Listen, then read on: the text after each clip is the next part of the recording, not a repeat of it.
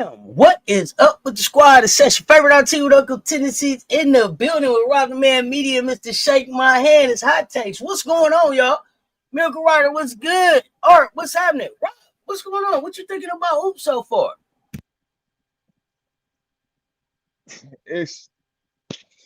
Man, listen. This top 25, man. We got some real conversation we need to have about the top 25, man. Who picking teams, man, top 25, man? Did y'all just go pull names out of a hat? That's my biggest thing I got out of this top 25, right? I got some real issues about some teams in the top 25, looking like hot garbage out there. But, it's first game of the season. I ain't going to go in too bad on it. First game of the season. But it's a little shaky, man, what y'all trying to go out here and sell to the people, man. Who looking shaky? Go ahead, speak on it. Speak on it. Who would you have in the top 25 that ain't there? What's your issue with the top 25? My real issue is about these things. All right, let's get to it. Duke, number 7. Come on now. Ain't no way, right? Now, I know number 5, LSU ain't playing nobody, so I'm gonna let them cheat. But number 7, Duke, man, we got some real issues there. Let me see. Number 18, USC. Don't know how in the hell y'all number 18, right? Louisville, yeah, all right. Richmond, I think they that's a little bit too high for them. Right now, I don't think they're a top 25 team. Let me see who else. Who else I got up here? Ole Miss, it could be higher. UCLA, number 3. Not the third best team in the nation, dog. They not. Hey, listen. They're gonna be in some goddamn trouble. Now, the city of Norman, Oklahoma, we gonna get into them. Because I got something to talk about. Hey, the city of Norman, hey, y'all better figure some things out over there, Oklahoma, dog. Y'all better figure some things out, Oklahoma over there. I ain't listen. I try to tell y'all the city of Norman ain't who y'all think she is. But some people say, you know what I'm saying, she was spectacular. She was impressive. But for me, if that's what you call impressive, yeah, I don't know what to tell you. That wasn't impressive performance, I shall say.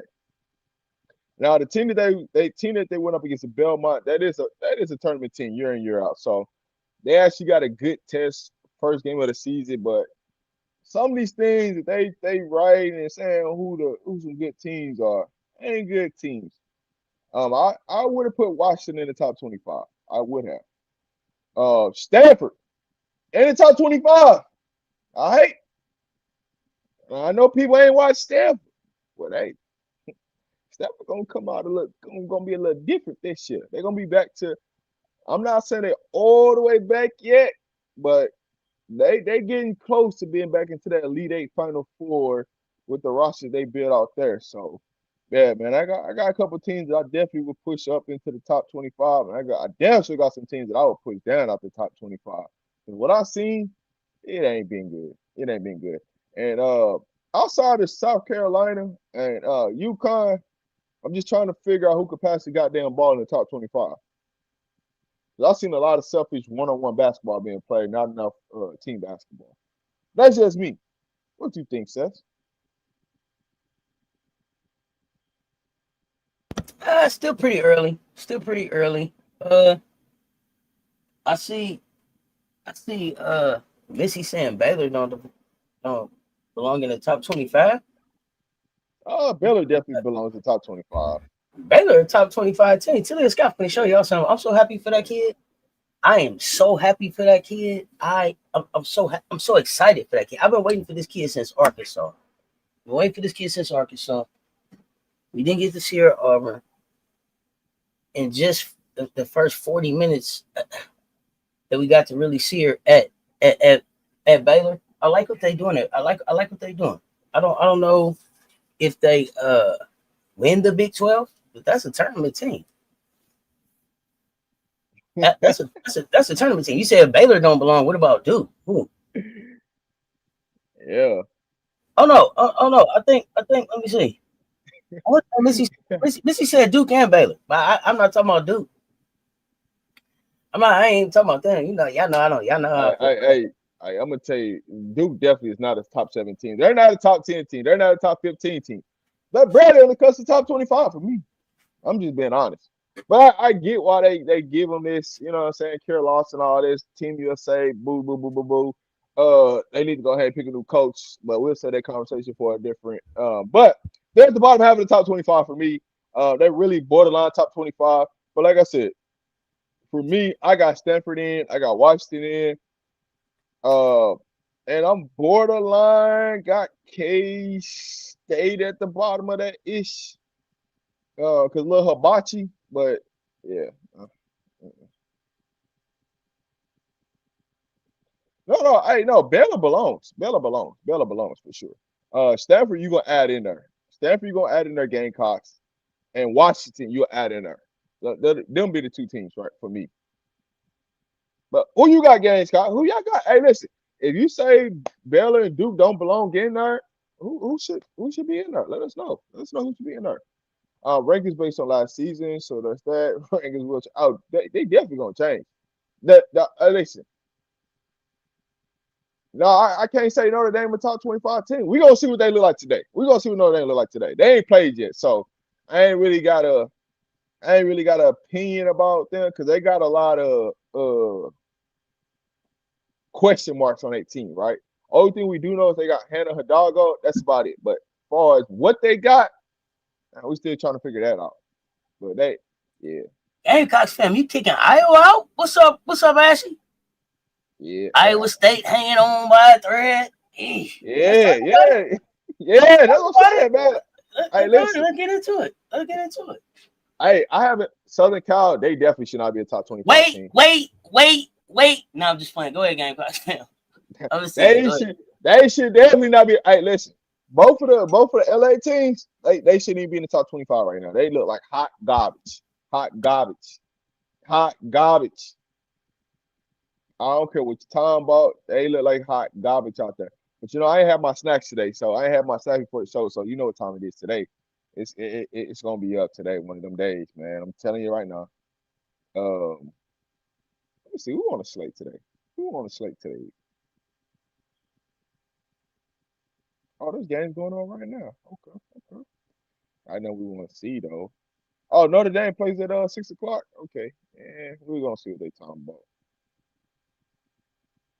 Hey, so Cess, how do you feel about Oklahoma State? Have you been able to watch them? No, I haven't been able to. They're on the rewatch list for me. Who's my friend? Who's my friend? Where? What you mean? Who's my friend? Chicago Doom. What you mean? Who's my friend? Oh, ask me. Be clear. I'm not clear on the question. USC head coach is hot garbage. I ain't got time. I ain't got time. With that Mondo. I'm not doing that. 59 in the chat. Like to share, they both right there. Sheesh. Hot garbage. Wow. Y'all man on fire today. Let's go. It's hot take Tuesday. Hey, listen. Hey, the head coach is definitely hot trash now. They hot garbage. Like they both don't know what they're doing. Now they getting some recruits out there, but you talking about them trying to organize basketball and put them in situations where they look good. Now, here's why I say this, right? If you go look at Barker, what she's doing at Tennessee and what she was doing at UCLA last year, it's a 9-day difference. Like, hey man, if you would have done UCLA, they actually would have been in. They would have, you know what I'm saying? Could have been in championship game. But I digress. But hey, let's get into Tennessee, right? Because I know Tennessee, that's one of your teams, auntie. How you feel about Tennessee so far? It's unfortunate. It's unfortunate for Tennessee right now. I feel like Tennessee was in a situation where they had put together a squad that was ready to go, and then they had the next woman up situation where the woman that they're trying to replace was a big part of the leadership and a big part of the transition and bringing on the new players that were coming in, both veteran and freshmen, right? So they're figuring that out. But it looked like, yesterday, it looked like they were still relying a lot on the three ball. It looked like three ball is gonna have to travel. It looks like outside of the press, not all rotations play the half court defense very well. So they got some building to do, but they got some time and they got some talent there to be able to do it in. I'm really, really, really impressed with Jada Civil. That kid came to play 13 minutes, I think, 13 points or 11 minutes, 11 points, something like that. Like, that kid came to play, not scared of the moment. Next woman up, get her on the floor. That's all I can say for him right now. I mean, here's the issue I got with Tennessee. You said what? Here's the issue I got with Tennessee. I don't understand why you don't have Silver, the freshman, and Cooper out there on the floor as many minutes as possible. Those are your two best players right now. Those are your two best players. They both got length. They're both 6'1", in that range. They both can switch and play multiple positions. They both can go score. They both can. If you put the ball in their hand, they can't be stopped. It's a straight line drop to the rim. I don't understand. Yeah. Right? Let's play. You also can't have that. You also can't have the big go 1 for 9. I mix up Spearman. Which one's still there? Spearman. Can't go 1 for 9. Can't just get 2 points in 30 minutes. Can't have that. Here's another problem I got. I really want to sit in on a Tennessee practice, and I really wonder, do y'all actually practice half-court defense, or do y'all just press all day at practice? Because ain't no way in hell what I've seen yesterday that y'all practice half-court defense. Ain't no way. There's no way, right? And two, you overcommit too many people on the front side of your press, and y'all was just giving up layup city. Y'all actually should have been down 12 points to start the game off, right? But y'all didn't, because NC State just missed wide open layups to give y'all opportunities. But outside of that, right, when you look at Tennessee, the biggest glaring issues is half-court defense for me. The willingness to pass the ball, right? Pass the ball to wide open people. People running wide open, you will not pass the ball, and you taking tough shots for no reason. And then when you actually get to a half-court offense, being able to run a half-court offense, right? What does that look like? Instead of your turn, my turn, her turn, that turn, this turn, 4 turn, 6 turn, 11 turn. Like, hey, let's get into some basketball set where it looks fluid. Like, you actually worked on something at practice, right? Who is your go-to person? Who you want to get involved and go from there?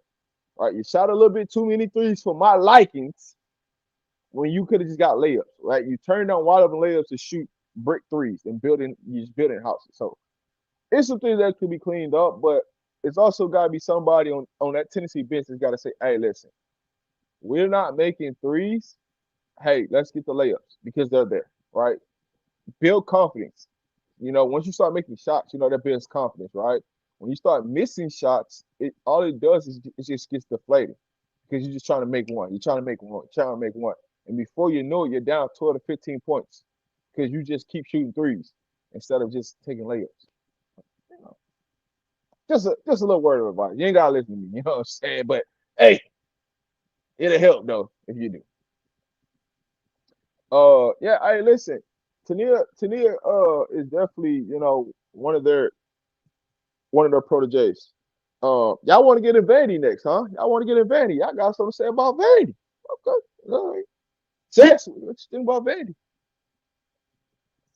They say hell with Tennessee. They want to talk about Vandy. I done talked about Vandy. We talked about them. They Blake's or bust. So I said they're not where I expected them to be at the start of the season. So that's why I said there's some teams that I held on last night not because I think they're better, but because the teams that I thought would be better have not shown up. So they may slide into they may rank a little higher in the SEC than I originally expected. But what's your thoughts? But wait a minute.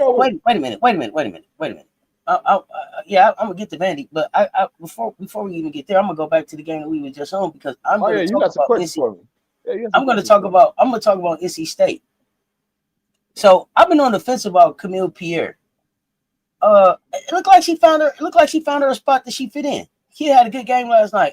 I'm rooting for the kid. Let's see. Let's see where this thing goes. NC State is going to be more of a problem than I think people really expect, and the ACC is a little bit more wide open than I think people expect.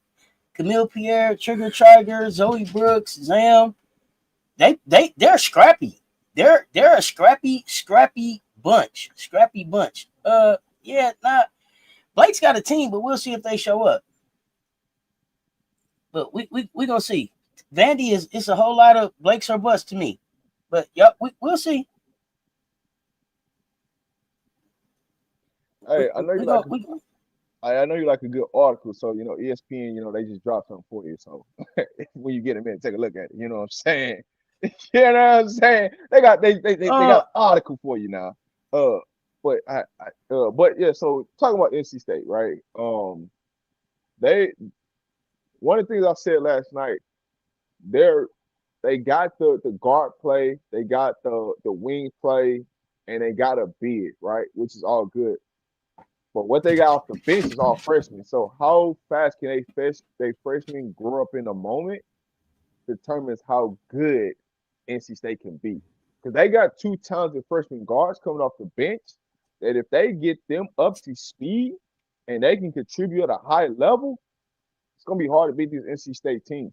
Because the amount of guard pressure they could put on you, getting downhill, getting attached to the rim.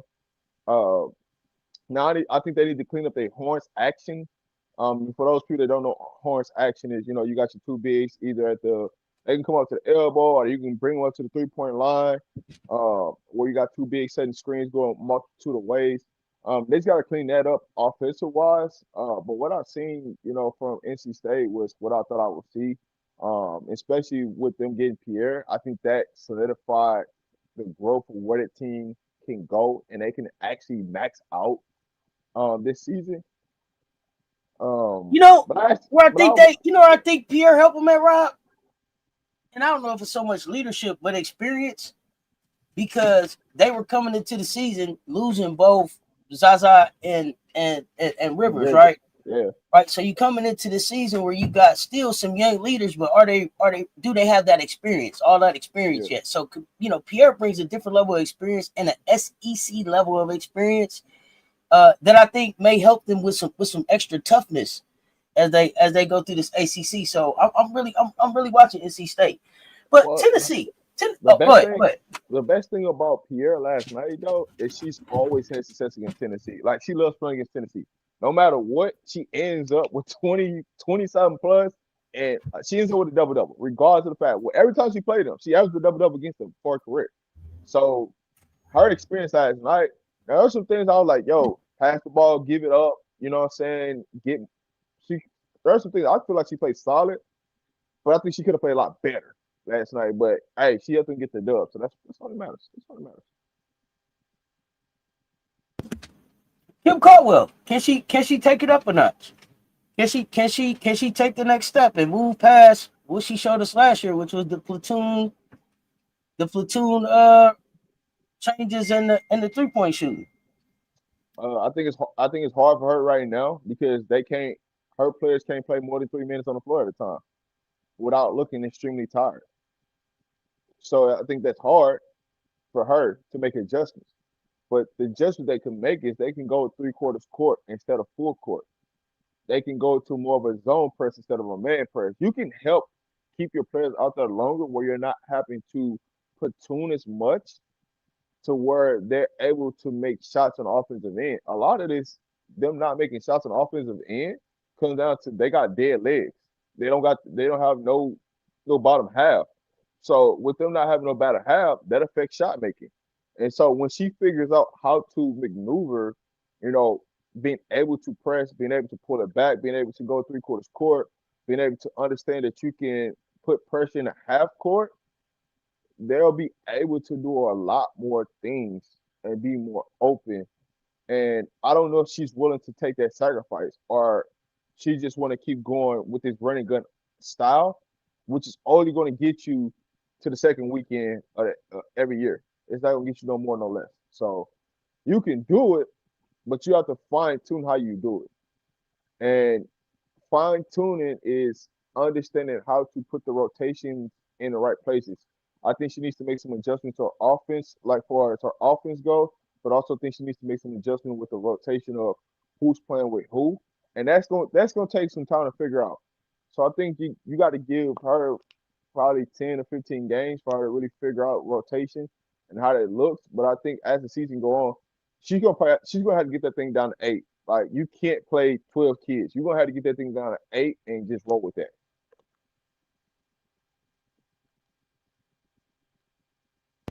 I don't know. Pick the 8. Who's the 8? I gotta go the Pato twins, Cooper, Silva, Barker, Spearman, uh, number one, Robinson, and then I don't care who the 8th person is. I don't care who the 8th person is. But that'll be my top 7 right there for me.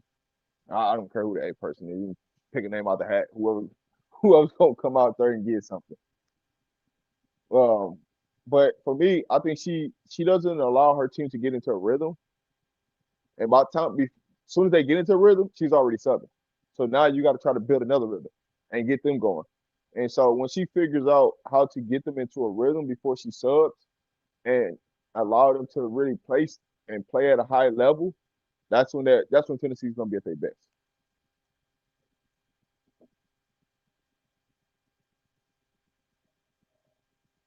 I think LSU have the more portal pieces than Tennessee. Mm, It's hard if you hit the portal at Tennessee because everybody's playing. She's gonna make sure everybody's playing to keep everybody happy. That's why she recruits the way she recruits. I don't know. She got a lot of people coming. I don't know. Listen, quickly, Tennessee has decided that their brand is going to be the overtime select pipeline.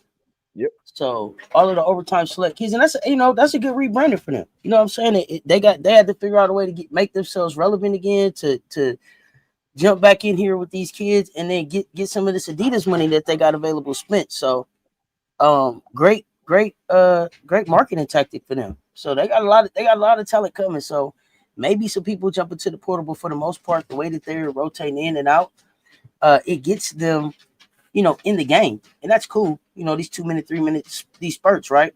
And they can But my only play three question to minutes at you, a time. you said what? They can only play 3 minutes at a time. 3 minutes and 30 seconds. Oh, All they can play. then my question to you becomes: how is that for development, and how is that for having them prepare for what they'll see in the WNBA? And would this be your approach? I understand the logistics of the talent that you got or why you're doing what you're doing, but long term it hurts you because when you get into crucial games, if all you could play is 3.5 minutes, possibly 4.5 minutes, you're gonna be screwed because you're gonna play against teams where they can leave players out there for 6, 7, 8 minutes and still look fresh. And you're still playing people at 3.5, 4.5 minutes. And if they play anything over that, they get to fouling. Because the biggest thing with Tennessee yesterday was they're going to put a lot of people on the bonuses because of the way they play, because their players can't handle being on the floor for a long period of time. And so as long as you could continue to apply pressure on Tennessee and they can't sub, like the biggest situation that happened with them was they can go through stretches where they can't sub because there's not a foul call being called. And if they get into one of those situations, they could be down 15 easy because their players can't play a long time. So that can hurt you very, very, very much when it gets to later in the season, gets into the tournament time. That can hurt you. So what would your balance be for that, or what would your counter be for that? You have to mainly you have to do different things at practice, right? Because a lot of this is come down to practice. It ain't gameplay, practice play are going to be different, but that means that you need to, if you're going to play them more minutes, that means that you need to make sure that you are conditioning more and running different drills at practice for the longevity of your team to be able to stretch out the minutes to be able to play longer. Right now, right, you're seeing her sub 2 minutes and 30 seconds into the game. Like, dog, you can't play 2 minutes and 30 seconds at the start of the game. That is a real problem. So you just got to change the habits of eating, right? Making sure that they get a lot of fruit, make sure they get a lot of protein in their body, making sure they get a lot of hydration. Like, there's some things that they just need to change overall, for their players to play longer.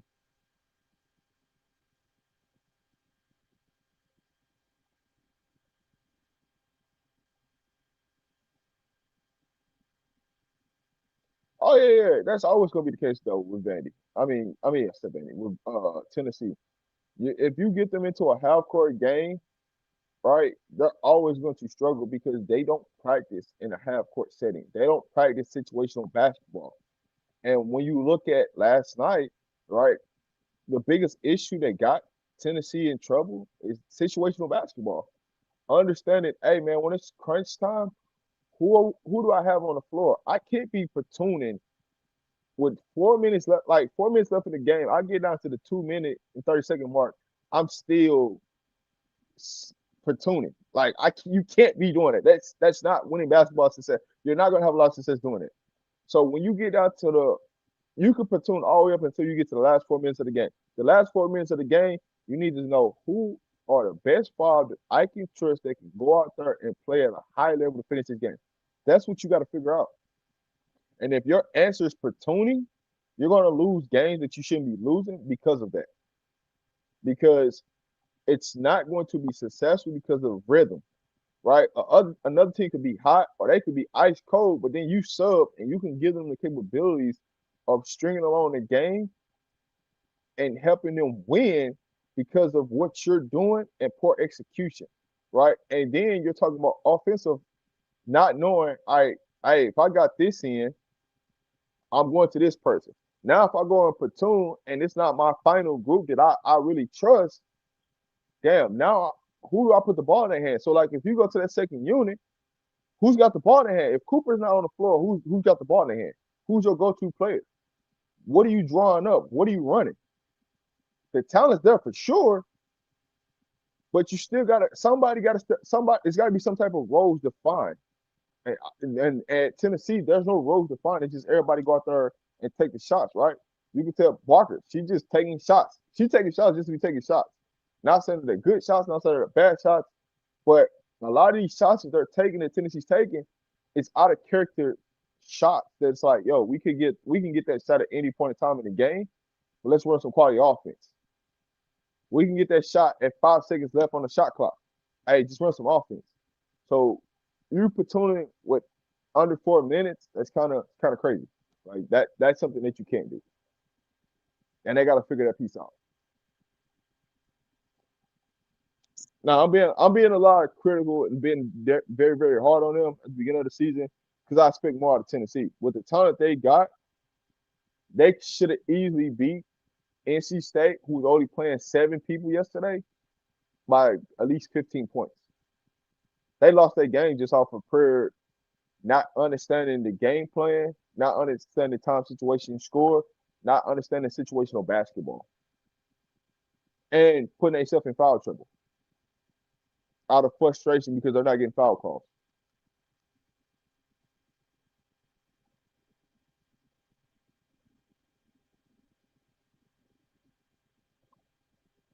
Okay, now they wanted to talk Vandy. What's your opinion about Vandy?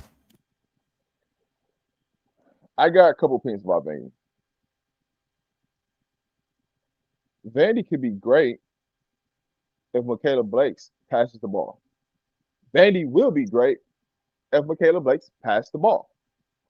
Vandy will dominate if Michaela Blakes passes the ball. So the end all be all is Michaela Blake passes the ball and trusts her teammate, they're gonna win easy. Who you want her to pass the ball to? You got several options you can pass the ball to, but you gotta be willing, right? And you can't take contested shots when there's people standing wide open that's got a better shot. She forced a lot of those shots because she was trying to get 40 for no reason. Like, yo, if you just let the game come to you naturally, you're gonna get 40 and you're gonna get a lot of wide open shots. If she passes the ball to make other people close out to other people, the ball is going to naturally come back to her where she's getting clean, wide open shots for her to be more effective. For those, that's the growing maturation of her year two, right? Of you don't have to do what you did last year for this team to be successful. You can score 22 points and y'all can win comfortably, and everybody else can do their part. You showed that, hey, we got a big on our bench. They can go get a double-double. We shown you that. If we need to go and we need a big that can bang, we got that on the bench. We also got it on the floor if we need to go throw the ball inside, right? Sasha Washington, we got somebody that can score down low. Just give her the ball. Let her create a double team where now she's passing out a double team, where now it's a pass kick, and the kick is to you for the wide open three. Vandy looked their best when she wasn't on the floor.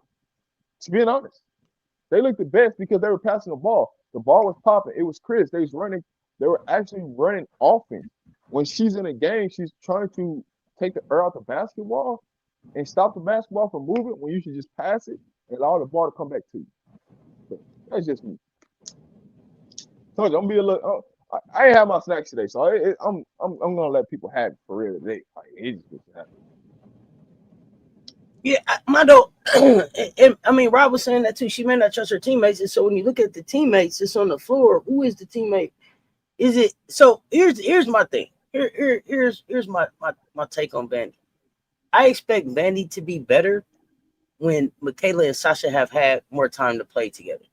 So Michaela was a freshman last year. Sasha was out the whole season, I believe, with injury. So these two haven't really been on the floor to really build in-game chemistry. I'm hoping that this is something that they're focused on building during this non-conference so that by the time they get to the SEC, hopefully by that time, ADR, who looks like she's trying to play herself back into basketball shape, she definitely looks interested in playing basketball. She got into the game, excuse me, earlier than she got into the other one, I think as early as maybe the mid to late third quarter this last game, and actually, had some time on the floor. So they got some uphill climbing to do. But I'm hopeful that that's more of just familiarity than it is. It's just not gonna click in Vandy. But go ahead. All right, but I'll say this: they're a lot closer than they are a lot of teams, though. All Michaela Blakes have to do is understand if you give the ball early, you're gonna get the ball back. That's it. And she understands that. And that's on the coaches though. Reward the bigs for running the floor. That's always what I tell you. If you reward the bigs for running the floor, you know how much harder your bigs gonna play behind you. You know how many more block shots they gonna get, how many more rebounds to get you out in transition when you can go out and run. That's where that starts from. Like when you got your bigs the ball and you allowed them to score, how much harder did you see Mitchell play on the defensive end where she was blocking shots, where she was getting those tough rebounds for you, where she was getting you extra possession to get you shots? How much harder did she play? Like those are the things that you gotta own in. You gotta, hey, if you watching film with Michaela Blakes, hey, those are the things I'm telling her. Hey, listen, hey, I understand you took that shot. Hey, I don't like the only issue I have with that shot is, hey, just go ahead and dump it to the big, get her a touch. Just get her a touch, right? So now when she goes on the defensive end, we got her engaged. It's about engagement, right? But when she runs the floor, get that thing up to her earlier. If she can't make that shot, even if she misses that shot, we're still in a good situation if she missed that shot. Because we're building her confidence for her to take the shot, right? Because we're going to need her later on in the season. So you might as well build her up now. So later in the season, you're not trying to build her up to get her to the playoffs. She's already built up. Her confidence is at extreme high. She's already playing with extreme confidence. So when we play against a big time team, it doesn't phase her. It's not something new to her. And just as like they bring an ADR along, and you see how hard ADR was playing, how hard she was running, was the one thing I was complaining about. For as hard as she's running rim to rim, get her the basketball. She's posting up. Just give her a touch. It don't matter if she make or miss this shot. Just give her a touch. Because those things gonna add up later in the season. But the coaches got to speak up and say something. And I don't. So I'm gonna put the more onus on Shay Ralph of her speaking up saying, hey, give early touches, give early situations to allow us to get you cleaner shots. Don't make the game hard on yourself.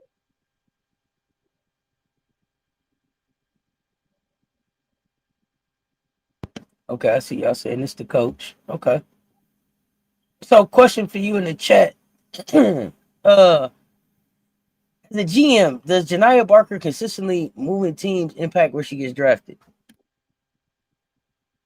What I seen from Janiah Barker yesterday, if I'm in the draft right now, she's boosting up. She's in the top 5 right now. What I seen from yesterday, the ability So, for the ability at 6'4" to handle the basketball in the open court, the ability to make threes, right?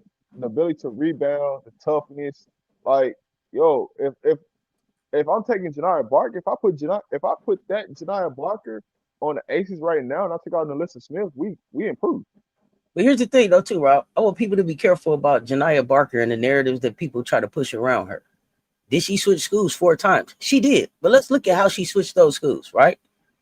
Yeah. She went to Georgia with Joni. She was there. Joni left, and Joni went to Texas. Janiah say, hey, I'm going with you to Texas, coach. I don't know what happened in Texas, but it got there, and Texas ain't for me, and Texas ain't for everybody, right? College station is different. It ain't for everybody, especially if you leave in like metro Atlanta kind of area to College Station. I don't know how it feels, right? Texas is a little bit more down south than Georgia. If you know, you know. So now I'm leaving there and I go to UCLA. Had a great impact on there. We went to the Final Four. Is that right? Did they get to the Final Four? Yeah. That's right. Okay. But when I look at who's coming in now this season, I don't got a chance of really being featured here because it's going to be about the Bet sisters. Well, here's the thing, though. You go to UCLA. So I go to Tennessee. I just don't think it. I don't think that it's a negative connotation around her moving. Those were good moves for her career. Go ahead. No, here's the thing I say about her at UCLA. The problem that you have at UCLA is, hey, they're not going to use me in a situation for me to show my skill set, which is true.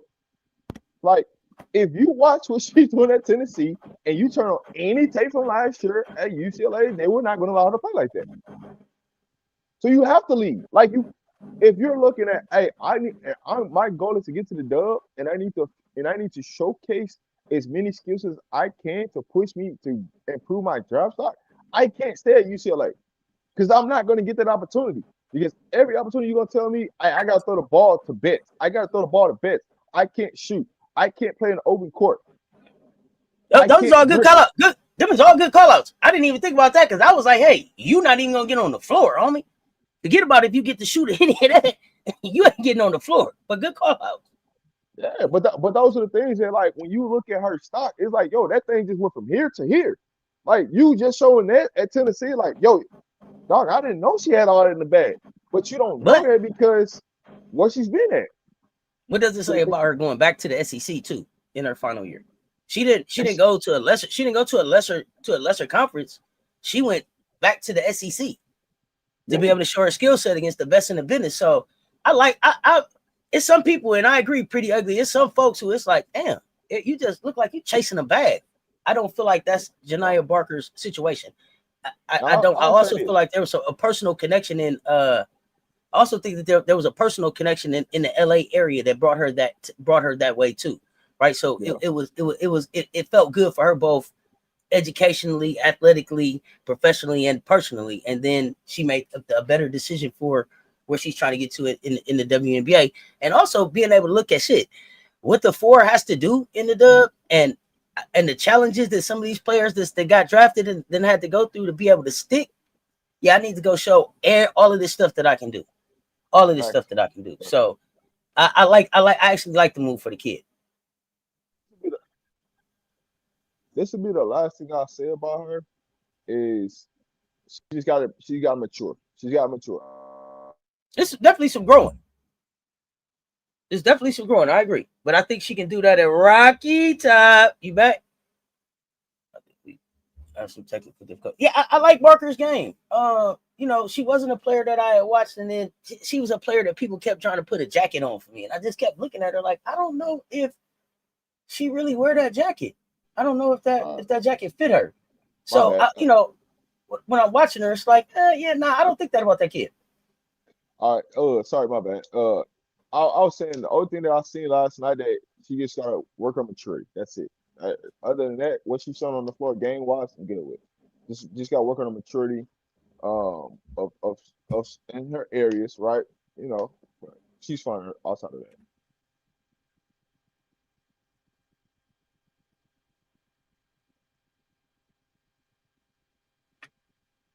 So we'll go from there. I think Barker can translate into the dub. She just needs to be a little more consistent, game to game. I don't think you're Yeah, gonna. I don't I think. think it Well, translates to the dub. pretty ugly. I don't think the consistency piece is gonna be an issue this year because she's gonna have opportunities. It was hard for her to be consistent at UCLA because of the way UCLA plays. That's the nature of the game. Sometimes some players like they could be a piece that you need, but not necessarily fit the team aspect because of the way you play. So Barker was a piece that they needed last year, but she didn't fit the style of play that they like to play, so it wasn't going to help her long term. So that's the piece of she's going to be way more consistent. Her numbers are going to skyrocket this year being at Tennessee because she's got the green light, and she wouldn't have had no green light at UCLA. They just would have told her don't do none of that stuff. So it's the logistics of basketball, coaching, and recruiting. It ain't, but I'll say this too: it ain't too many teams that Barker could have went to where they would allow her to show the skill set either.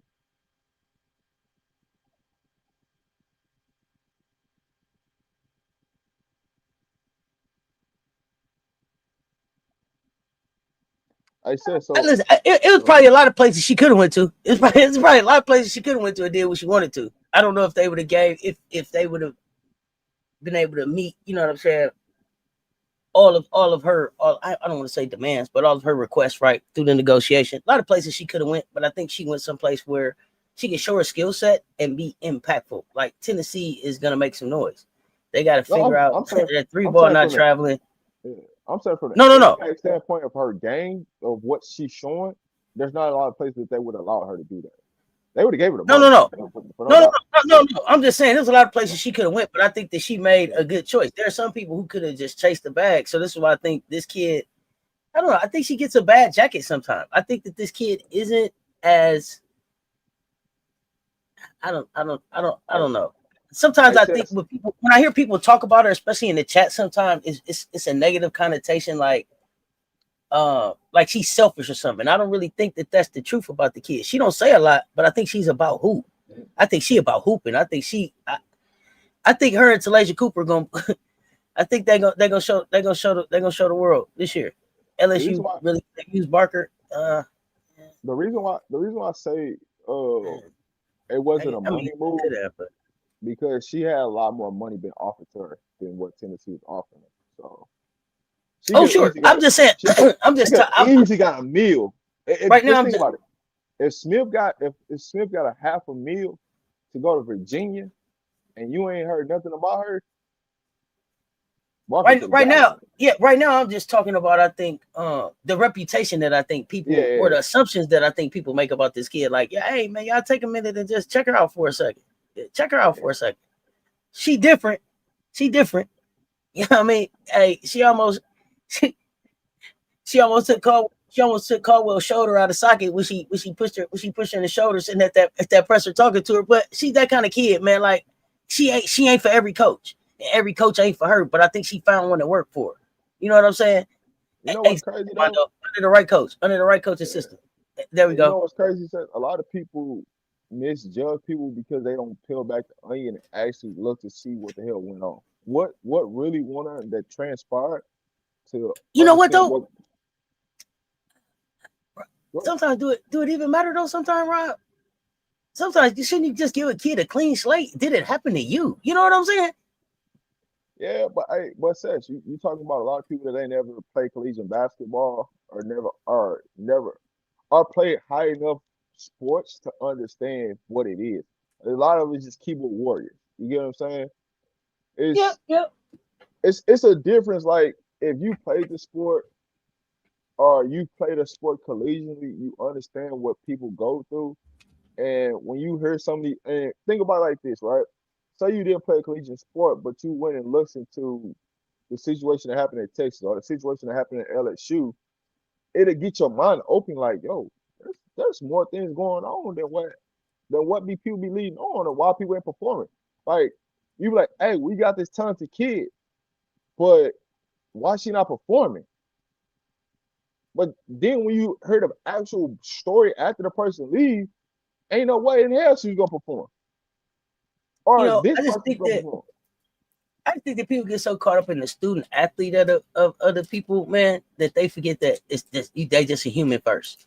And so I love to hear these kids saying back like, "Yo, my whole life ain't just basketball." The people get so caught up in just the basketball part of these kids that they forget like, "Yo, they're 17, 18, 19, 20, 21, 22, however, some of them 24. If you do, some of y'all get to be 29, but that's not the point right now. The ages, the ages, and then the places that they've come to, what they've been exposed to. Some of them have traveled, well traveled, well versed, well cultured. Some of them ain't been nowhere outside of where they from. So it's a learning experience. You got it take a special coach, and that's what I was saying. It take a special coach to meet these coaches, to meet these kids where they are. And when you go into, like you saying, peeling back the layers and finding out what's going on. Sometimes I think that I agree that has to be done. But I don't think it always has to be done in public. Like sometimes, I don't need to peel everybody layers back in public. Does it need to be done within the school? For sure. Does the coach and everybody need to have an understanding? Yes. But does it have to spill over? No. But when I start hearing these surviving women's basketball stories, it's like, wait, cut the lights on. What in the hell is really going on? Right? And two things can be true. Two things can be true. So it's grace and space for just letting these kids be young people. Just be young people. Damn.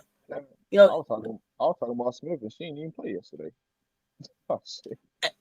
Jeez. I hope she's healthy. You know what I'm saying? Because that was an investment. So I expected her. I expected her to play, but I haven't been keeping up with Virginia probably like I should have. But shout out. While we talking about this kids that I've had some of their layers peeled back in public. Shout out Janiah Job, man. Janiah Job playing basketball down there at SMU, man. Making the most of the minutes that she gets. This is a kid. I'll get tired of hearing me talk about her, but I'm not giving up. I'm always looking for Janiah Job, man. She should have been a big wing at Colorado, at South Carolina this year, man. So shout out to her, man, making the best of what she could do at SMU. You ready to slap the shit out of Colorado right now? Nah, you know what I was thinking about? So the video was rolling of Gaston talking again on my other screen, and I'm still tripping on her with the Colorado shirt on. Like, how did you get to the I thought she had took a job in Colorado, but she ended up saying that she's overseas and still hooping and doing that. But I was like, okay, Colorado shirt threw me off. Colorado again. Caught me twice. So yeah. I survived coaching women's basketball. Thank you, baby Jesus. You know what, Mondo?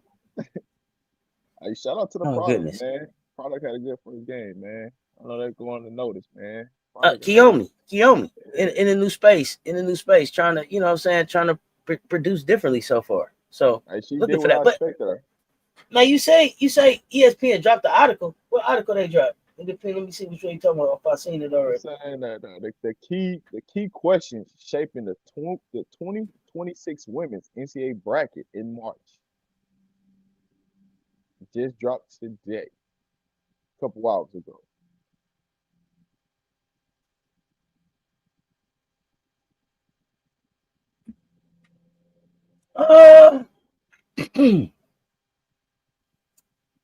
Yeah, Kiyomi was passing the ball, and she was getting it done defensively. She had 4 steals, getting it done defensively. You saw one too. If you go look, man, you saw one too. Kiyomi getting up in people's shirts. Yeah, man. She listen. Now here's the thing. One thing about Kiyomi. One thing that I remember Kiyomi saying was that she was in the gym and she didn't feel like people wanted to work. Mm-hmm. Right. She didn't feel like people wanted to work. And it could have been that they were working at the level that they work at. But when you are so passionate about your craft, when you so locked in about your craft and you trying to take it somewhere else, you can rub people the wrong way in the gym. I did it in PE class. Every time 3 weeks of basketball came around, they'd be like, nah, Cess, you go play basketball on the side by yourself. Because I was on a basketball team, but I was in the PE class with no other basketball players. So I'm frustrated as hell. Come on, what are we doing? Oh, yeah. Come on. 1, 2, lay it up. Come on. Nah, I don't want to play 5-on-5. I don't want to play 21. I don't want to do none of this. I don't want to do none of it until they finally just start putting me in the PE class with other hoopers from the team. It was like, oh yeah, you go over there by yourself because you're a monster out here. They don't want to play basketball no more. They over to the side, right? Because what are y'all out here doing? Disrespecting the game. So I get it, right? Rebranded some. She's at Penn State. But I never heard her say she didn't want to play basketball, right? Her thing was they ain't letting me play and Juju in town today, right? Yeah. So it was never that she didn't want to play. Now, what I didn't like was the way that she delivered the message, and I wish that the people around her would have had her deliver that message differently. But so far, so good. You know, she did that. She made that mistake. She shut the hell up. She made a decision for her. She went and played great basketball this summer. I keep saying she played for the African team. She played for Nicaragua. And then she's at Penn State hooping. Now, I don't know where her and Gracie Merkel are going to go as far as the Big Ten. But glad the kid's still hooping. Again, I kept telling you I was rooting for her. But just make sure you got good people around you. But here's the thing, though. Like, you can want it so bad that the skill set of the players around you, it just ain't gonna work. We'll piss you off, man. If you don't, man, you can't catch my pass. You ain't thinking the game fast enough. Yeah. You can't see the game as fast as me. I can go and break somebody down, get to a spot. I'm looking at you, knowing if I make this pass to you, you finna fumble it or you finna miss this thing. And so it's like, damn, I can't pass it to her. But then the coach getting mad at me because I ain't passing it to you. It's like, coach, you and me both know we both at practice. She couldn't catch that practice. What am I throwing to her in the game for? She just got that. Hey, listen, she got a mama mentality about her, right? But if you watched her this summer when she went to work this summer. You know what I'm saying? For her country. Took her country to a silver medal. Something that they ain't never had. They ain't never medal. And she delivered it good for them and dropped 30 plus points. Like, she just wanted more. And sometimes you got to get around people that just want it. Now, did she pick the school that could best her per? No, but she had to pick what she was given. They try to make it like she was damaged good, so nobody want to take a chance. So you gotta build the product back up. So now you got an opportunity to go show the world, hey, listen, I ain't who you say who I was. I'm showing you. So now if she wants No. Not I ain't saying who you said I was. I'm not saying who you. I'm showing you I'm not who I showed you I was. Yeah. You showed us that. We didn't make that up. You did that. So now you show. I love that you lived that down, and you came back. You didn't waste no time. You didn't shy away from it. You shut up. And got back to work. You know what? Yeah. You know what? My bad. I got to shut up and get back to work. I wish Rutgers would hire a big time coach to keep talent in Jersey. That ain't gonna happen. It ain't just a big time coach. You also got to invest into your women's basketball program. But here's the thing that I'll say to that, Molly. Like, when you really look at the situation, hey, tell me one coach that's invested all resources in their own state. Like, you're going to get 1 or 2 players out your state. But for the most part, majority of players going to come out of your state.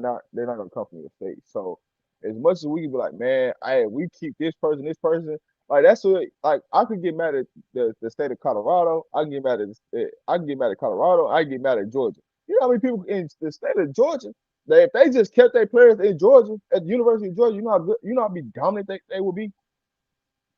That they're manufacturing like a lot of these teams and why they're successful. It's just the landscape of how the business is. Like, you just got to get somebody that understands recruiting, how to get the top end talent. Now, you don't need everybody. But you need to take, if you could keep the top 2 kids or the top 3 kids every year from the state in the state, you got a high percentage of winning because you're gonna have the state behind you. But it's hard to keep kids in state because a lot of kids nowadays, like these kids don't care about tradition no more. Not like when we was growing up, like, hey man, it meant something to go to that school. It meant something to go to that school. They don't care about tradition no more. That's why the balance of basketball and all sports and collegiate is coming to an even ground because you got to do more than just say, hey, it's tradition. Hey, it's a sisterhood. What is a sisterhood? What does that look like? What am I getting? You can't just go and just throw money and it's like, hey, it's a tradition. Come be here and just throw money in kids' face no more. That don't mean anything no more because I can go get a bigger bag outside of where I'm at. So we just gotta figure that out. I mean, hey, you got some kids that are starting a tradition of staying at home. Rutgers is really a women's basketball program. Yeah, is it a women's basketball program with some money behind it, AB? With some money. Yeah.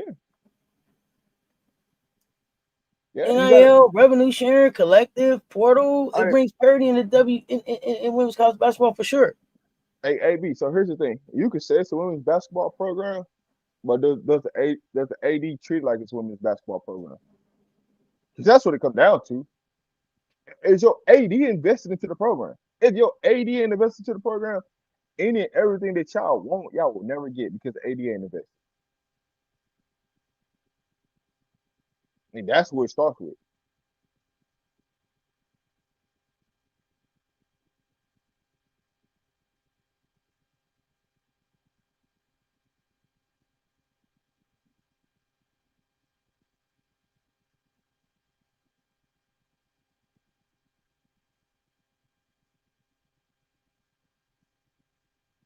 Uh, 100 with NIL and portal. There's a lot of things.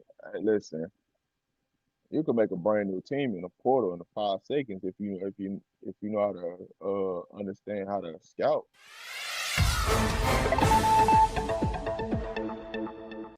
Uh-oh, what happened? You out here dropping? Shout out to the commission. Shout out to the commission. Shout out to the commission. Gino don't duck no smoke. He ain't gonna see us this year, but November 24th, 2026. Oh yeah, we gonna get it done. We gonna get it done, man. We coming to stores. We coming to stores, Mondo. We coming to stores November 24th, 2026. Another date set. Hall of Fame game. Hall of Fame Women's Showcase. Hall of Fame Women coming to Mohegan Sun Arena. Moheganville, Connecticut. We coming to town, baby.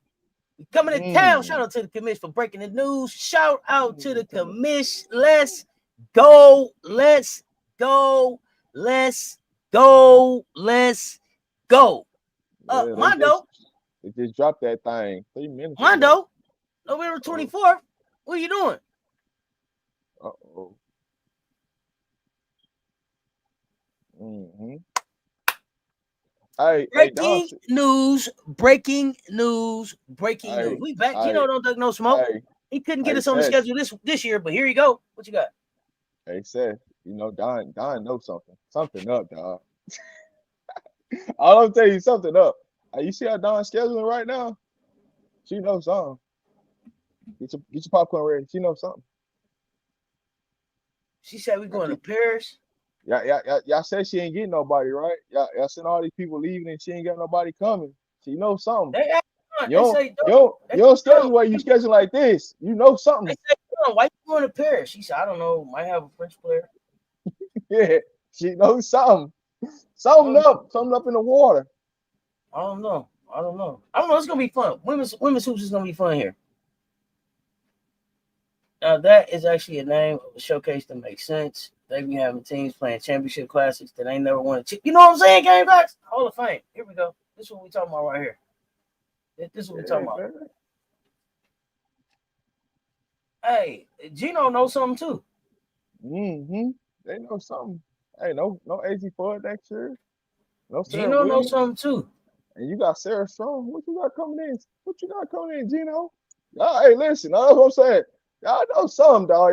Y'all pre-planning Not this you, out. Mondo. We didn't say you said Nas wasn't getting nobody. We didn't say that. I asked you. I told you to get that trophy ready, and as you going to Uncle shit, you going to the weekend son. Listen, So you don't put on them big time matchups. You don't start doing that in advance unless you know something going on. Something going on. You know something. Why you keep saying Civil is leaving Tennessee, Mondo? What? Why is Civil? What? I listen, Nas. I ain't gonna hold you. If Civil leaves Tennessee, boy, everybody in America gonna want her. I ain't even gonna hold you. That kid got. Listen. I love that. That kid got some dog in her. That kid gonna play defensively. She gonna play hard every possession. She gonna get her own shot. She can knock down shots. Hey yo, that's one of the ones you want. And she's versatile. Versatile wing. She gonna have everybody chasing her. Now, only reason why she leaves is because that money talking now. Because other than that, she might well just stay at Tennessee.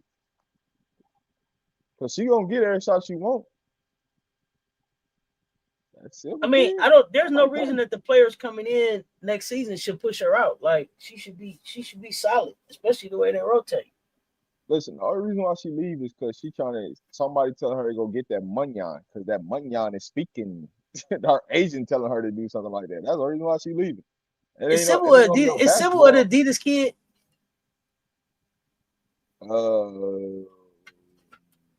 If she's at overtime, you don't think select, Civil yeah, won a platoon? Huh? If she's at overtime select, then yeah, she's an Adidas kid because they's Adidas. I can't remember what she played at on AAU. MJ, what's happening? I can't remember the team she played for when she was on AAU circuit. So,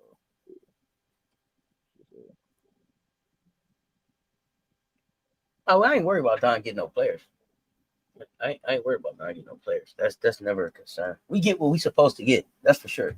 But Rob brought up these 5 key questions. So, did you get a chance to take a look at the article?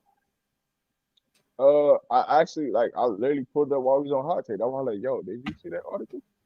No, you already had an article ready for you, boy. You know what I'm saying? So I was like, hey, did you see this article? I got other articles, but okay. Oh, we can talk about this one. We can run through this one. Yeah, let's run through it. How will the Big Ten fare in non-conference play? So I guess they said they projected 13 Big Ten teams in the preseason bracket.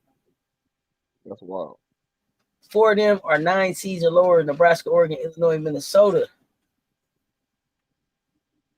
They say the Big Ten is deep. How that depth translate into NCAA tournament bids will be determined in the next 2 months. Do you got 13 teams Big Ten going to the tournament? I don't. I think that's too many.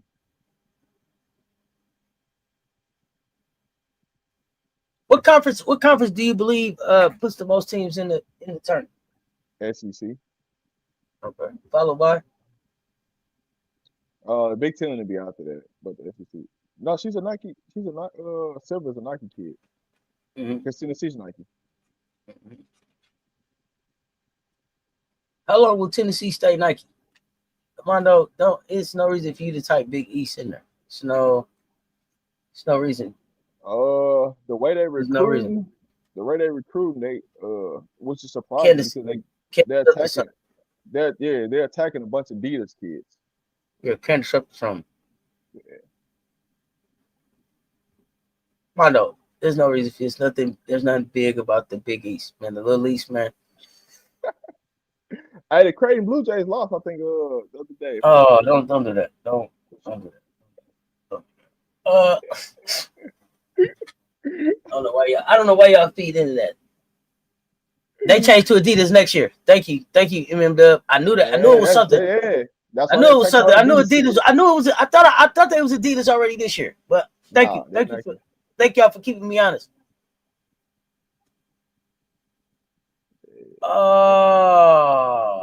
So they're gonna have a big Candace Parker gonna be the first smoker. Okay, so here go Kendall. He didn't introduce you to the conversation. So go ahead, Rob. Let's talk about. I watched the LSU game last night. Let's pause on the article. I'm gonna pause on the article. We'll pause on the article, and we gonna Kendall bring some points and things to discuss. Yeah, I was trying not to. I was trying to see. I listen. Not you going there hiding for a day or two for your Blue Jays? All right, man. We'll see you on Friday. I ain't got time for you. I Okay, listen. okay, okay. Eesh. Okay. All right, so All right. they got some chemistry issues to iron out. Kim's trying to make Lay a point guard. All right, let's talk about that. I was trying not to say nothing because you know me, Pan. People get mad at me when I start talking about LSU. So I was trying to leave them alone. See, I brought them up. Y'all brought them up. It's hot stake, so now we gotta talk about it. They don't know who the hell the point guard is over there. I know they're trying to make everybody the point guard over there, but they don't know who the hell the point guard is. They definitely got some problems defensively. That's one thing for sure. And then two, they keep trying to figure out who the big is over there. They still working on who the big is. They're trying to tell you it's a big, but they still trying to figure out which 3, 4, 5 people they trying to make into a big. They got some real issues going on over there. They got some real issues going on over there. But you know, Lay gonna be Lay. Lay gonna get hers, regardless of the fact she gonna get her shot. She gonna get her minutes. But they gotta figure some real things out over there. But Kendall, you spot on though. You spot on now. I give you that now. You spot on. Okay. They don't know if MK gonna be the point guard or Jetta Rashad gonna be the point guard.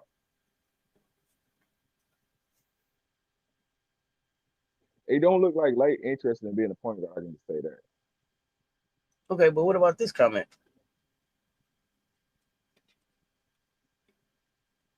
Flau'jae looks uncomfortable in LSU office this season.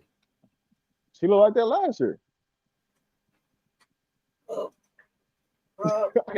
nobody asked you about last season, bro. Nobody asked you about last season. About right now. Hey. Talking about right now, Rob. Talking about right now, Rob. Hey, fast forward to 2025. Fast forward to October 2025. Hey, Cess, you know what happened when you start doing one of these? What that mean, Cess? Man. That's what Flau'jae did last night. That's what she did last night. I didn't see that. I didn't see that part. I didn't see that part. I didn't see that part. I didn't see that part. I didn't see that part. Yeah. You've been working full time in a new business. Congratulations on the business, Kendall. Welcome back. Welcome back. Emotional player. Come on, hold on. Hey, listen. She took a dribble with that thing right up her knee for a layup. Looked at her hands like this. Now I gotta go. I was like, nah, Lay, Flaw, Jay, you can't go out like that. And then she picked the ball up and she bounced that thing twice with both her hands. I said, yeah, buddy. It's already dang, man. We ain't even start cracking none of the season yet. They just first so are y'all saying something? Are y'all saying that Flau'jae looks uncomfortable in the office because of her scored output? Man, she look uncomfortable because she ain't touching that ball. That's what she look uncomfortable about. She don't know when she get the ball, she don't know what to do with it because she ain't really touching that mug. That thing going from Rashada to MK to Lay to MK had like 7 assists last night. Yeah, but Flau'jae ain't touching that thing. She ain't even getting that thing in transition. So does Flau'jae have to get it off the defense? She got to get the taking cookies out there. Yeah, but if you ain't guard nobody, how you gonna do that? Oh, hold on, because MJ is really. So okay, MJ is saying that Lay with 21 points in 21 minutes was pedestrian against that competition. She should have had more. Yeah, is that what you're saying? That what you thinking? MJ? Man, Lay really didn't even look interested, and she had 21. Okay, now good, bam, you said that. Now could that be Flau'jae? Remember, Flau'jae said she was bored with the cupcakes, so maybe Flau'jae is just like, man, I'd have seen this before. When SEC comes, she gonna lock in. All right, but here's the thing though. It's always so many times you keep creating bad habits until it shows up in a big time game. And that's what I'm saying. So you don't think that she can flip a switch? You can't, it don't work that way, man. Hey, listen. You could, because all you're doing, listen to this.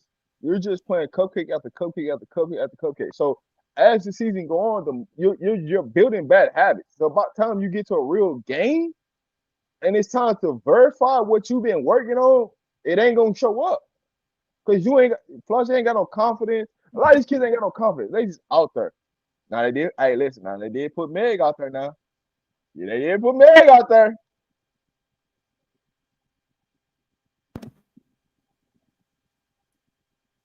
Let me stop playing. Let me MJ stop said, playing. "In fact, Lay is not the hands down starting point guard. Is a bad look for LSU fans that told us that Moki would develop Lay better than Don did. She's still developing, MJ. They say That's cool. You know, Lake they came on off say the the bench jury's still too. out on that one. Lake came off the bench. Okay. Well, we gonna talk about some. Kiki Rice came off the bench too. Oh yeah. But remember I told you that? And everybody like, what? You Yeah, like, nah, I'm dead ass. She came off the bench. but somebody else said they heard that maybe she wasn't 100%. So let's see what happened in the next game. You know what I want to say. If she ain't 100%, then don't dress. Don't sit your ass out. You ain't playing nobody. Make it make sense. Like, don't tell me, hey man, she I wasn't was giving you the 100%. news that I got in the chat yesterday. I Now know. That's what I'm saying. I ain't gonna tell you what they told me. I'm 122 in the just, chat. Hit the like and the share. They both right there. I can only tell you what they told me, right? Hey, She might not have been 100%, so I'll wait to see the next game. This my theory behind all this, right? If you're not 100%, I'd rather you just sit out than just be on the bench. You doing because guess what? Only thing you're gonna do is probably hurt yourself even more by going out there and play. So if you ain't gonna start, if you a starter, you a starter. All right, that's just what it is. You ain't finna just come out there and just say, "Oh, well, you going on the bench because you ain't 100%." Then don't dress out. Just sit on the bench till you get healthy, get right. Because guess what you did? Could have been. And I'm gonna say this because you had baby Beth, you ain't played her. So you do the same thing with her. Hey man, you ain't 100%. Sit down, man. Hey, listen, we playing a bunch of nobodies. Y'all already look suspect anyway. And so because you already look suspect, hey man, just go ahead and sit down. So then your cop out excuses, hey man, two of our best players in the season ain't playing right now. I'd rather you do that. All right. Because if you got a nagging injury, guess what's gonna do? It's gonna keep nagging. Just because you play a game, it don't change the factor. Rest. That's all. That's always gonna get better. You know, what do I know?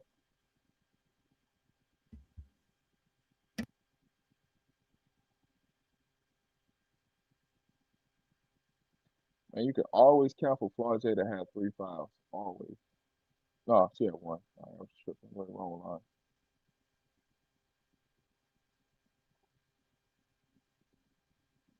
Hey man, listen, man. Everybody How know long what do it you is, think? man.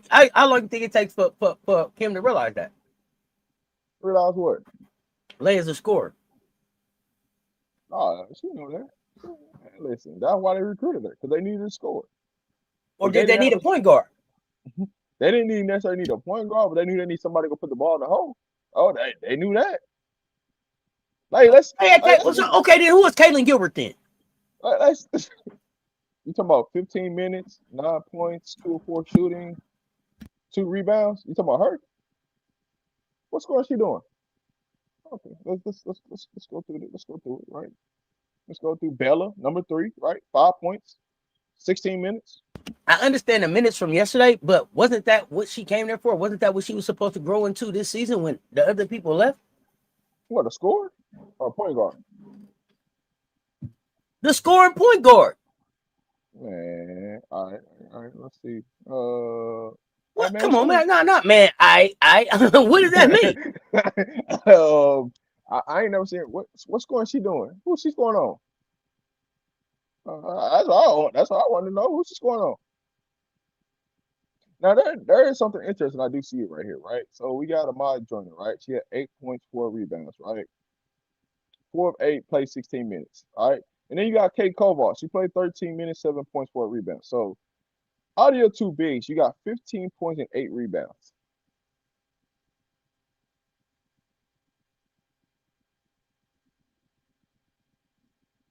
It's not gonna be successful. Just saying.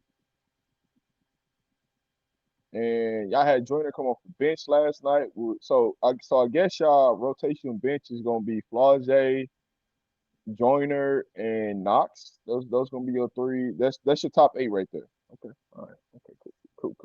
So we starting to figure out who the top 8 is. I'm trying to make sure that we understand who the top 8 gonna be, so then we can come.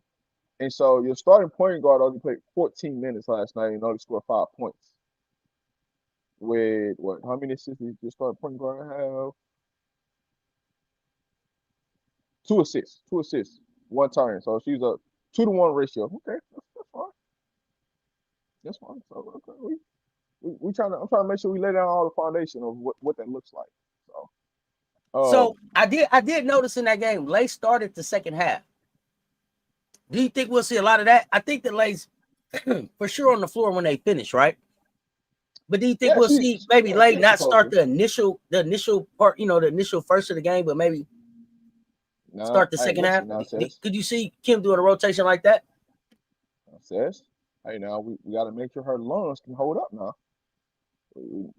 I ain't trying to be funny. Got to make sure her lungs can hold up. So we gotta play this strategically, right? Make it make sense. So you play 20 minutes. We got to break down how we use this 20 minutes in the right way.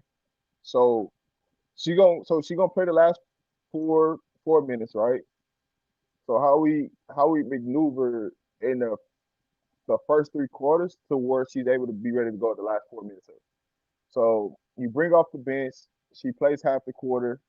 She plays half the quarter second. So that's gonna roughly put you about 10 minutes. The third quarter, if she starts, then that means she gets the rest at the end of the third quarter. She gets the rest at the beginning of the fourth quarter, and then she gets to close. It makes a lot of sense for them and what they need. So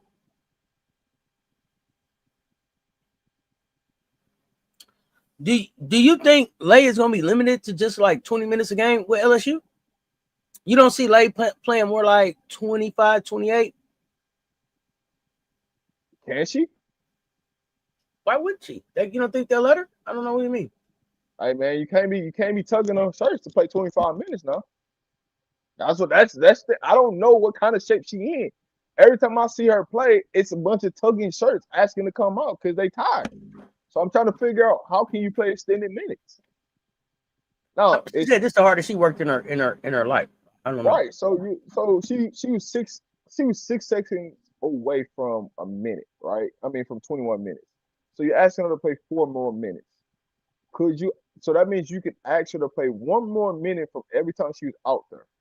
Could she do it? That's gonna be the answer. If I give you 1 additional more minute, they get you the 25 minutes. That's your 4 rotational times used in the game. 1 more minute. What does that look like? I mean, theoretically, that 1 extra minute means that she gets to 20 shots. She goes 12 of 20. She ends with a 30 piece. She ends with probably 10 steals. So yeah, I mean she can, but hey, I'm sorry. I know we're talking about Lay, but I don't know if anybody else is having as good a time as I am laughing at the false confidence between Jeremy and Mondo about beating our ass in 2026 on a neutral ground with Ashlyn and Chloe back. yeah. They don't know. Man, how? Man, quit playing with me. Yeah, who y'all got on y'all team next year? Come on, man. Y'all got it. With Ashlyn and Chloe back? With Joyce as a junior? Yeah, that's the head of monster right there. You ain't got to worry about who the other two are. With Tech? Oh my God. And you got Tessa, the way she playing right now? With Tessa as a senior? What are y'all talking about? They got with Isla? The false confidence is killing me, y'all. The false confidence is killing me. Gotti with the shotty. Gotti with the shot. What? Oh yeah, LSU fans now talking about how it's not about starting. Oh, that was. Hey, that was all they gave Lay every time she came off the bench for us. She needs to be starting. She needs to be starting. Hey JJ, who's your closing lineup? JJ, I got a question for you. Who's the closing lineup at LSU, man? I'm trying to figure this out right now. Lay is a closer. Yeah, it's that liquid courage. They ain't thinking about Ashlyn and Chloe being back. Shh. Sarah ain't never seen Ashlyn.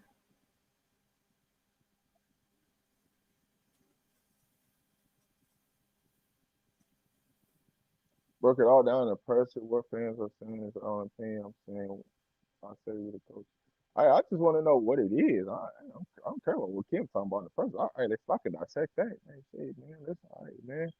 I can. Oh, what did she say? Who did she say was the lineup?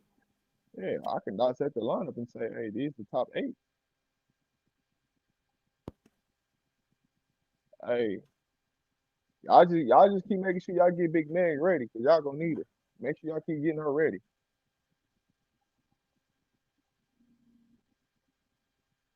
Nah, you changed the subject. You was in the chat talking about you got the Husky talk going in the chat. You and Jeremy.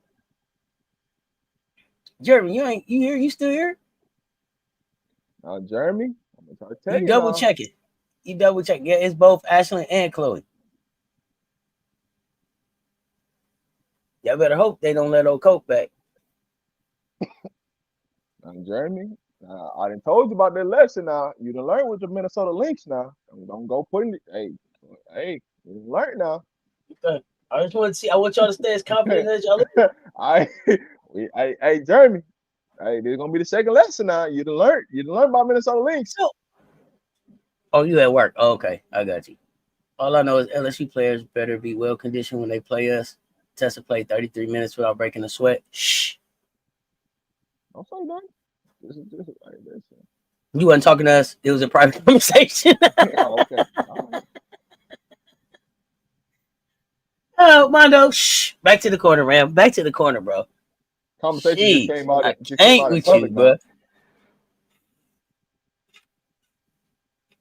All right, Oh, Mateo. here we I'm gonna go. see. Closing lineup. Here we go. Closing lineup. Depends on the opponent, who's hot in the game. We feel we have great young talent and are able to mix it up as we see fit.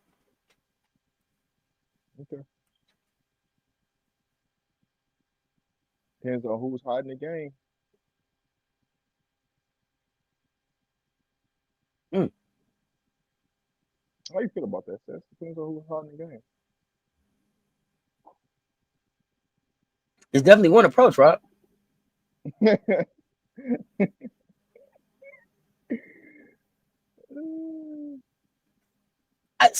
I get that. I get that. I get you go at the hot hand, right? I understand the concept of you go at the hot hand, but I also think that when you are talking about stacking up championships and being ready to be, playing in November and December for March and April, you're putting yourself in situations so that you are creating those opportunities to build that closing lineup. You know what I mean? So you have a go-to set. I think you get. I think we see it in basketball when it comes down to it. It comes down to X's and O's and what do we practice in practice. And the best of the best put you in as many situations as you can be. Bill Belichick was probably a master at that. What you gonna do if this happens? What you gonna do if this happens? What if they do this? What if they do that? What if they do this? The plan A, B, C. I mean, one So thing I know. I just don't I don't and I'm not a fan of it's always just the whoever's the hot hand, but I get that down the stretch in some situations. Sometimes you got to let them cook, but you also got to have a plan. Go ahead. One thing I know for sure, championship teams don't go with.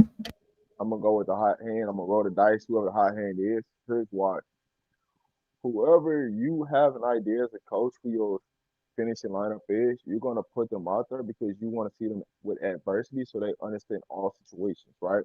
And so the more adversity situations you could put them in, the better you're going to be at the end of the season. And so there's nothing that they haven't seen. There's no challenge that they haven't seen. So if you're not playing and tweaking that lineup or whoever that final lineup is, it's gonna be you're gonna come up short. That's the best way I can explain it to you, right? You should have some type of sense of who you want to see, and you need to get that lineup in there in the last 4 minutes of the game. Now I get it from their standpoint. It's hard to put that lineup in there the last 4 minutes of the game because how many games are they truly going to be in where they're going to have an opportunity to do something like that? So you need to figure out whoever your closing group is, play them at the beginning of the fourth quarter. Since you know you're not going to play them in the last 4 minutes, play them at the beginning of the fourth quarter so you can kind of get a sense of an idea of who that might be, what you need to tweak from that lineup, so you understand what you might be up against. Because you don't want to get into not doing it and then get into big games and then trying to figure it out. So that's just a losing proposition.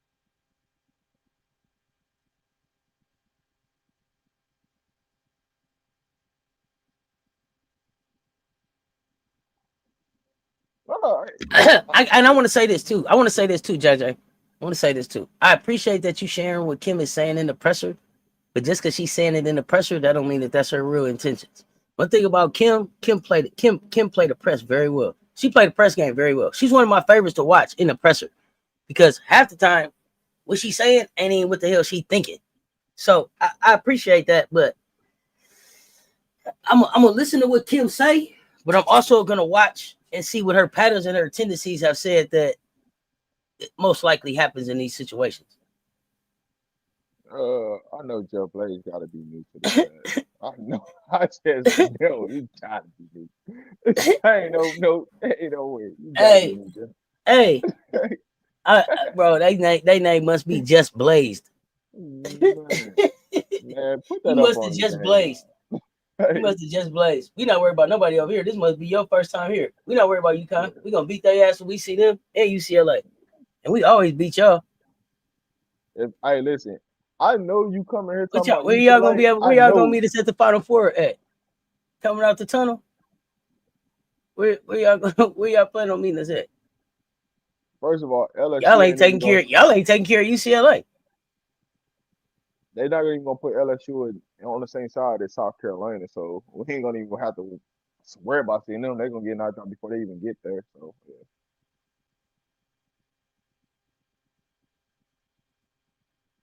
yeah, we rooter over here about it.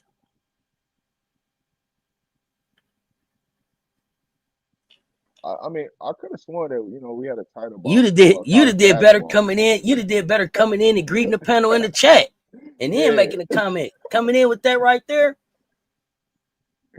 This ain't for you. Yeah, I could have sworn we talking about all. You know what I'm saying? All college basketball, but you talking about you coming in here and know the rules. You know what I'm saying? State your team. How long you been following them? Greet the panel. Read the room. This ain't your average channel. Raven already told y'all this is what we do. Road to Phoenix, baby. 2027 miles. Go ahead. Hey, listen. I've been waiting for somebody to say something about Raven, man. Hey, Bree Wayne. Hey, they ain't talking about Raven no more. They not talking about Raven no more. They ain't talking about Raven no more. I was up last night looking for somebody to say something about what Raven don't do, what Raven can't do, who Raven ain't. They ain't said they ain't talking about Raven no more. Hey, you know why, Cess? You know why? Hey, they watched that game. They said, "Damn, we in trouble. We can't speak no more." They watched that game and said, "We in trouble." Like, hey, when Raven came up confidence and shot 3 of them threes right off the rip. Oh yeah, it's up. Don't worry about it. It's all. What happened was we got back to the championship game and lost it, but we didn't lose the championship game because we didn't have Cardoso, and I told you that last year. But you also popped in here and said about what LSU was gonna do. And remember what I told you? You wasn't gonna do a motherfucking thing. And what did y'all do? 1, 2, 3 Cancun, remember? Y'all got there way sooner than us. Don't come here beating your chest about that. Goodness gracious, you can't call Leia a darn problem. God dang. Reggie, hold on. They got Google alerts on Raven. Man, they don't want to talk about Raven now. All this is running their mouth, this, that, and the third. What's up? Hey man, where all y'all go? You know what I'm saying? Okay. Y'all seen Raven start getting busy and everything start getting quiet around here, huh? You know what I'm saying? The facts and the tapes start getting thrown around. Everything got quiet now, huh? Okay. All right. Goodness gracious. I want to have a conversation with somebody about Raven. Hey, ain't nobody got nothing to say.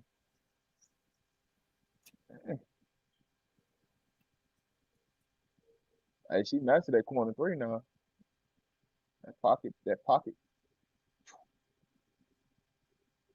Yeah, man. Lisa Pugh, they don't want to talk about no Gamecocks, man. You know what I'm saying? You know when Cess say game, you know what put in the chat. You know what I'm saying?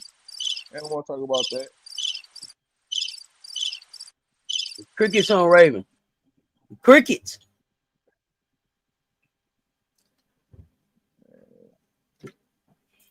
It's gonna get different, man. Hey, ooh. Okay, keeping it 100. Keeping it 100 popped in. Yeah. Hey, but listen, this is what they gonna say though. Big Foe ain't play. The commission, the kitchen. The commission, the kitchen. Ooh. Yeah, Yeah, they gonna say she didn't play though, but they still had, you know what I'm saying, rebounding queen over there, as they say for them.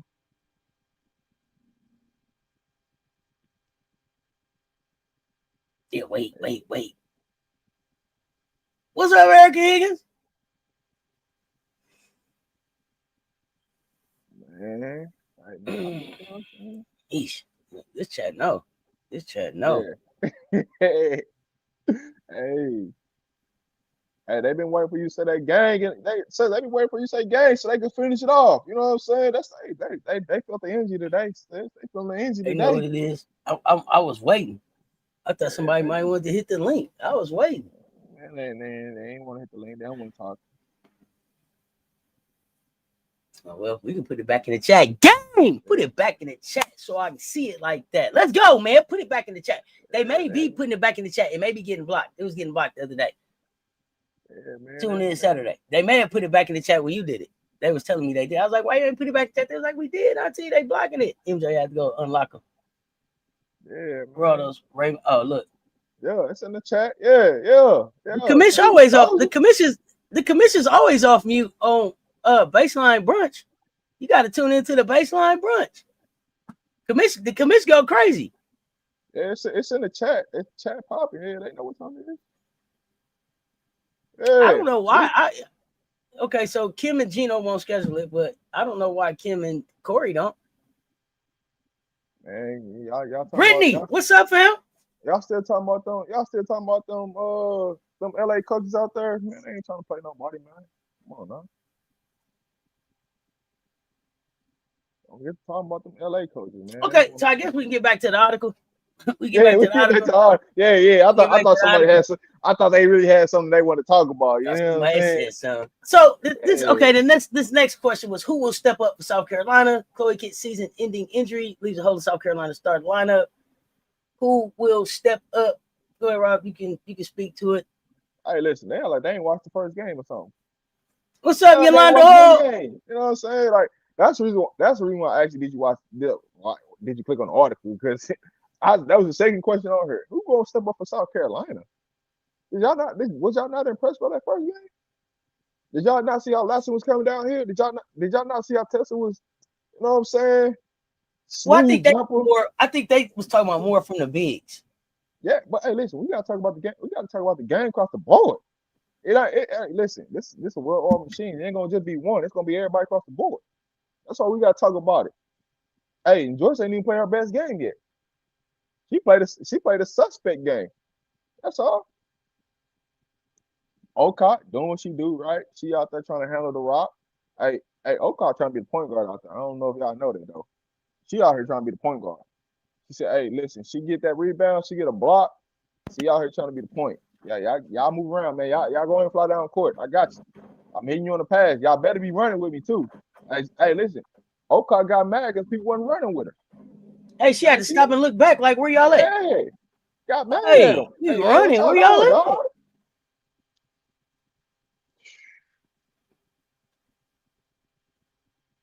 No, don't do that. Don't do that.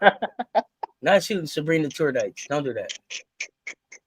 Hey, man, we love it, man. We love it. So man. here's the thing. We talk about Okot. We talk about Edwards, right? We talk about Tack. We don't talk about Dowda enough.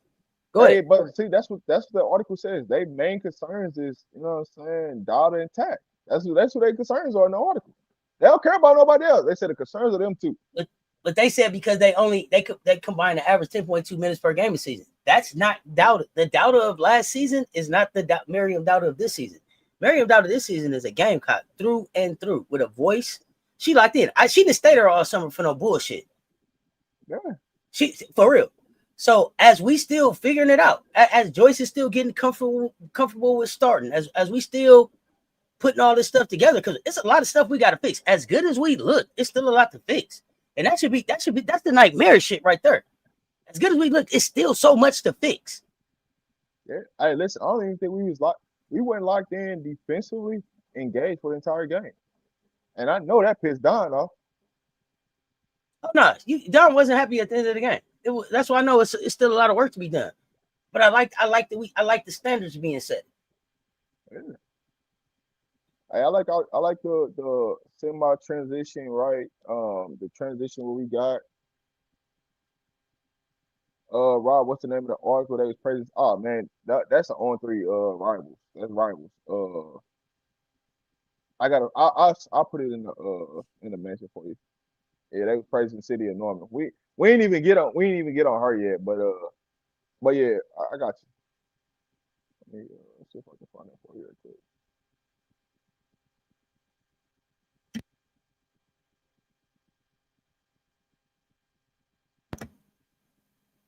Let me find this article right quick for you. Oh yeah, Oko moved. Oko, listen, she moved. And you know who else moved well? Adele Tack.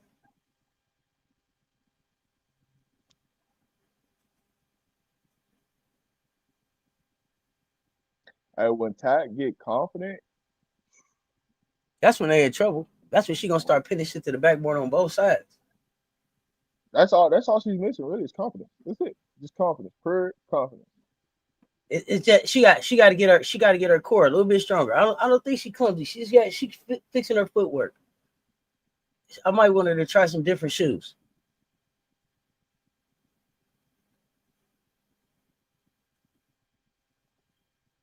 But she finna put it together. I'm excited for her. The next question was, what does Southern Cal look like without Watkins? First of all, like why do y'all? All right, so what's the name of this article? Right, it's key factors, right, for the bracket, right? I What remember what Chloe. got Yeah, that's what I'm saying. That core. That's all. what Go make ahead. y'all think? What make y'all think Southern Cal was going to do something in the tournament? Like what? That doesn't shape the tournament. Like I don't even understand that. When you look at the name of the title of the article and you start looking at these questions, it's like, what are we really talking about right here? Southern Cal, how does that shape the tournament? Do you expect them to be in the tournament? They're gonna be in there by default. Yeah, that's what I'm saying. I expect them to be one of the 64. I don't know. I don't know. You know, if they can get there and just be a Cinderella. Maybe they're thinking of them as that. Could they be this year's Cinderella? Could Jazzy go on a crazy run with Kennedy? Not what I seen yesterday, last night. And it ain't, and honestly, it ain't their fault. It's the coach fault. Okay, so what you saw last night was an issue for them season long, not just Jazzy growing as a player, get more comfortable with the game. My thing with Jazzy is like that, like it's one thing to have a talented player. It's another thing to build an offense around a talented player. Coach G still ain't figured out how to build an offense around star players. She still ain't found that ish out yet. So it's more of too much one on one. You gotta be able to put them in space where they allow them to get to their shots effectively without having to see 3 to 4 bodies just to get their shot off. So for me, I'm looking at this and I'm like, yo, Coach G, what the hell you got going on? Like this is what hurt your star player last year. And you doing the same thing that hurt your star player last year. You gonna F around and you gonna get Jazzy hurt doing the same ish that you already just did. Okay, let me ask y'all a question. Let me ask you a question about USC because I'm not sure enough about them.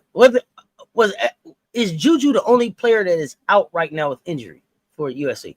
And then I'm gonna tell y'all my concern after y'all answer this question. Your concern is their size over there. And you better believe it because Juju looked like the biggest one sitting on the bench. Well, she definitely is the biggest one sitting on the damn bench.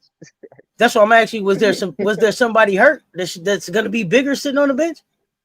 No, but guess what? If she decides to play next year, guess what? Shania Hall gonna be the same size as her. So what size you still got? What's up, Teddy Eddie? I'm just saying that was the biggest concern that I have is like, where in the hell is the size? They look little out there. They tremendously don't got no. Well, the one person that actually do got Wasn't that size. Ewa Kuchku? Ewa Kuchku? I don't know if I'm saying her name wrong, but you know what I'm talking about. Yo. I don't mean no disrespect, but Hey, Ewa Kuchu. Iwakuchu, something like that. Y'all know I'm gonna get it before the season is over. Number Watch. zero. Number zero. Bet Number no, zero. no. I'm gonna get her name before it's over. I'm gonna get her name before the season is over. Who is guarding baby Betts? Nonetheless, big Betts. Who? Where? The when? only person they really got from USC. Yeah, Juju is positionless. Don't worry about it. I ain't got time. All right, listen. They only got one person in size over there, and she didn't even play last night. What's her size? 6'5". Milton. That's the only person they got, and she ain't played last night. What year is she though? She's a junior. So that tells you no. right there. That tells you right there. That's why I said she ain't got no size. Because if they ain't played her last night. Was she there last year? Maybe she had transferred, still learning the system. And I don't give a damn. You a junior now, dog. Don't do that, Rob. Hey, some things gotta give, man. Is that the girl from Auburn? Who's the girl from Auburn? I don't know. You gotta tell me. Oh, I'll take that back. She did play, but she just didn't do nothing. So it didn't register that she played last night. Oh, wow. I don't know if that's better or worse. Yeah, she had 6 points, 2 rebounds. Yeah, she's 6'5", 6 points, 2 rebounds against a team with no size. Yeah. Milton. Was Milton at Auburn last year? Now says the team, like the cheerleaders look bigger than the team last night. I'm trying to tell you. I told you seen them when they walked by. I said, "Oh, they took like they needed to tap them on the shoulder." Y'all seen them when they walked past them. I said, "Oh." They went and got all the 6'5" cheerleaders in LA to come cheer. I seen a couple cheerleaders that maybe I need to see if they hooped in their lifetime. Jazzy 6'1". Her and Juju gonna look the same height. Soon as but you know, I don't know. They camera angles could be what throw everything off because you know they camera angles at LA. Now Jazzy might have a longer wingspan than Juju though. That might make Jazzy look long. Yeah. Make Jazzy seem bigger than Juju to y'all because she's longer than Juju. Yeah, her wingspan crazy. Jazzy's legit. Jazzy's legit. I don't know if she's a Trojan forever, but what do they call them? Women of Troy. I don't know if she's one of them long, but yeah. He was out hunting last night. You caught a few bodies on the line. Oh, Yolanda. Oh, goodness gracious. We Reuter out here. She must be one of them one of them tiger lives. Go back and look at the game. Go back and look at the game. I didn't make that up. Like when they walk by, the cheerleaders look bigger than them. You'll see it. Yeah. Shonda Doré, what's up? Go ahead, Rob. It's hard. You're supposed to send the bat signal up. You know what I'm saying? So you're supposed to send the smoke screens now. I thought we talked about this now. You certified sniper with it. I hear you. Yeah. She said she ain't need no help. Watch out, Rob. I don't need no help. Pop. Yeah, let me take them out. All right. Let me shut up, then. I'm gonna move out the way. I would have sent Big Drake. I would have brought Big Draco with me. McDowell is gonna be dangerous. McDowell is dangerous. They got a problem with their lateral movement outside of Kennedy. What?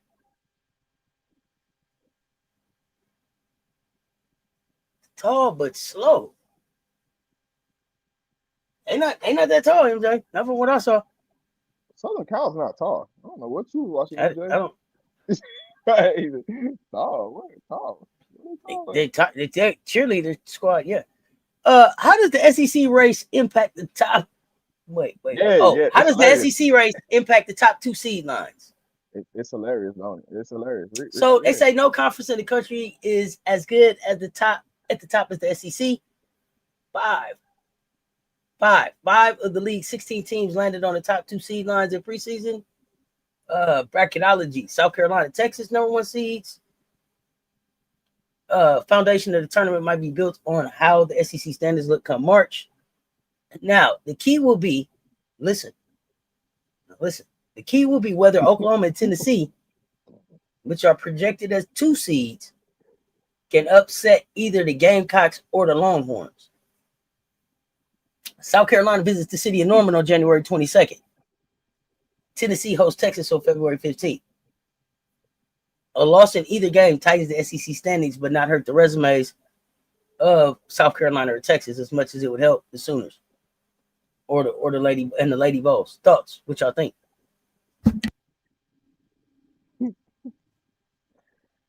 Bro, what is this infatuation with Texas? Hey, I'm gonna tell you what my infatuation with Texas is right now. Surviving Texas women's basketball. That's my infatuation right now. That was the best 51 minutes I spent yesterday. Not doing something directly related to basketball. What I learned about the Texas program, what those women shared, I'm interested to see if that has an effect on them this season at all. Um, ESPN. yeah, it's ESPN. It's an ESPN article. I'm sorry.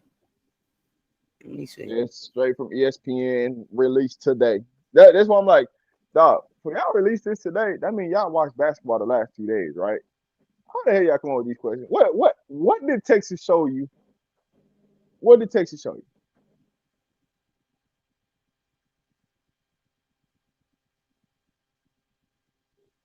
I don't know, man. I'm just not infatuated with Texas. I'm just not seeing it, dog. I'm not getting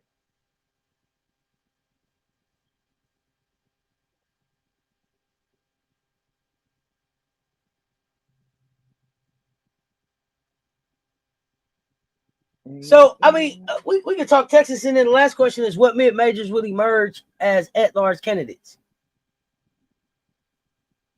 I think they got it. I think they got it right on mid major, but the SEC though, I still think that Ole Miss is in the running until they ain't in the running for me in the SEC. For everybody sleeping on Ole Miss, that's what's gonna get Texas a loss right there because they keep overlooking Ole Miss. Um, Your research says that Raya Marshall is the tallest. Ain't she in the WNBA now? yeah, she in the WNBA. Yeah, you got your research data, Kendall. You got to flip it She ma- to this season roster. Flip it she to made this season yeah roster. yeah she in the league. Yeah, she in the dub right now. Go to the official USC roster, 2025, 2026. Yeah. She with the Suns. Yeah, Connecticut Suns. Yep, that's where she at. But now, I don't think it's gonna come down to them 14 though in the SEC. That's just me. But you know what's interesting though? You know what team they didn't say outside of Ole Miss?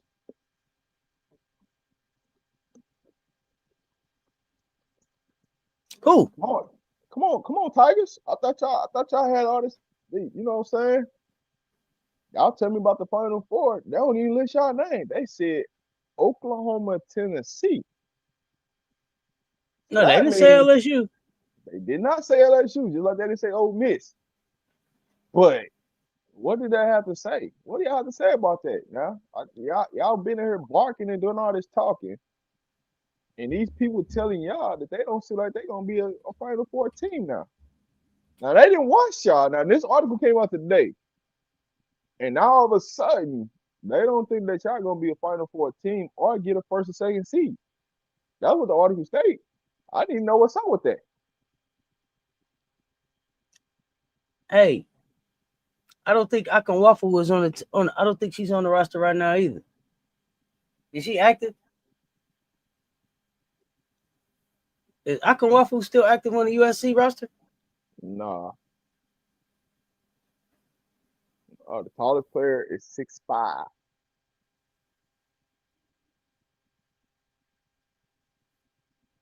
She's a junior, Milton. She played last night. That's the tallest player.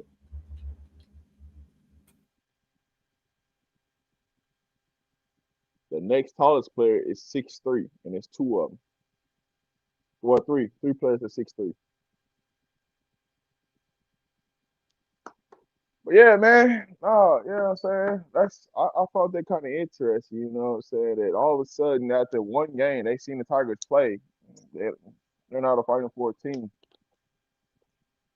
And this show you from ESPN, who ranked y'all. ESPN ranked y'all a top 5 team in the nation. But then all of a sudden, they don't got y'all going to the Final Four, and they don't got y'all as a 1 or 2 seed. That's a real question. Y'all gotta start asking yourself now. Not straight lazy and disingenuous journalism. Not hold that tiger, hold that tiger. You are funny. Tech gonna be a Hey, beast when she finally get to play in them A1s.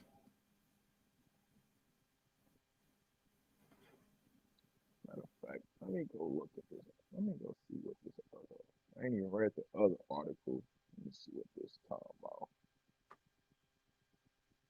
Jay said, when was the last time we had to tell LSU, don't worry about this team? You better worry about this team when your non-conference schedule. I ain't got time.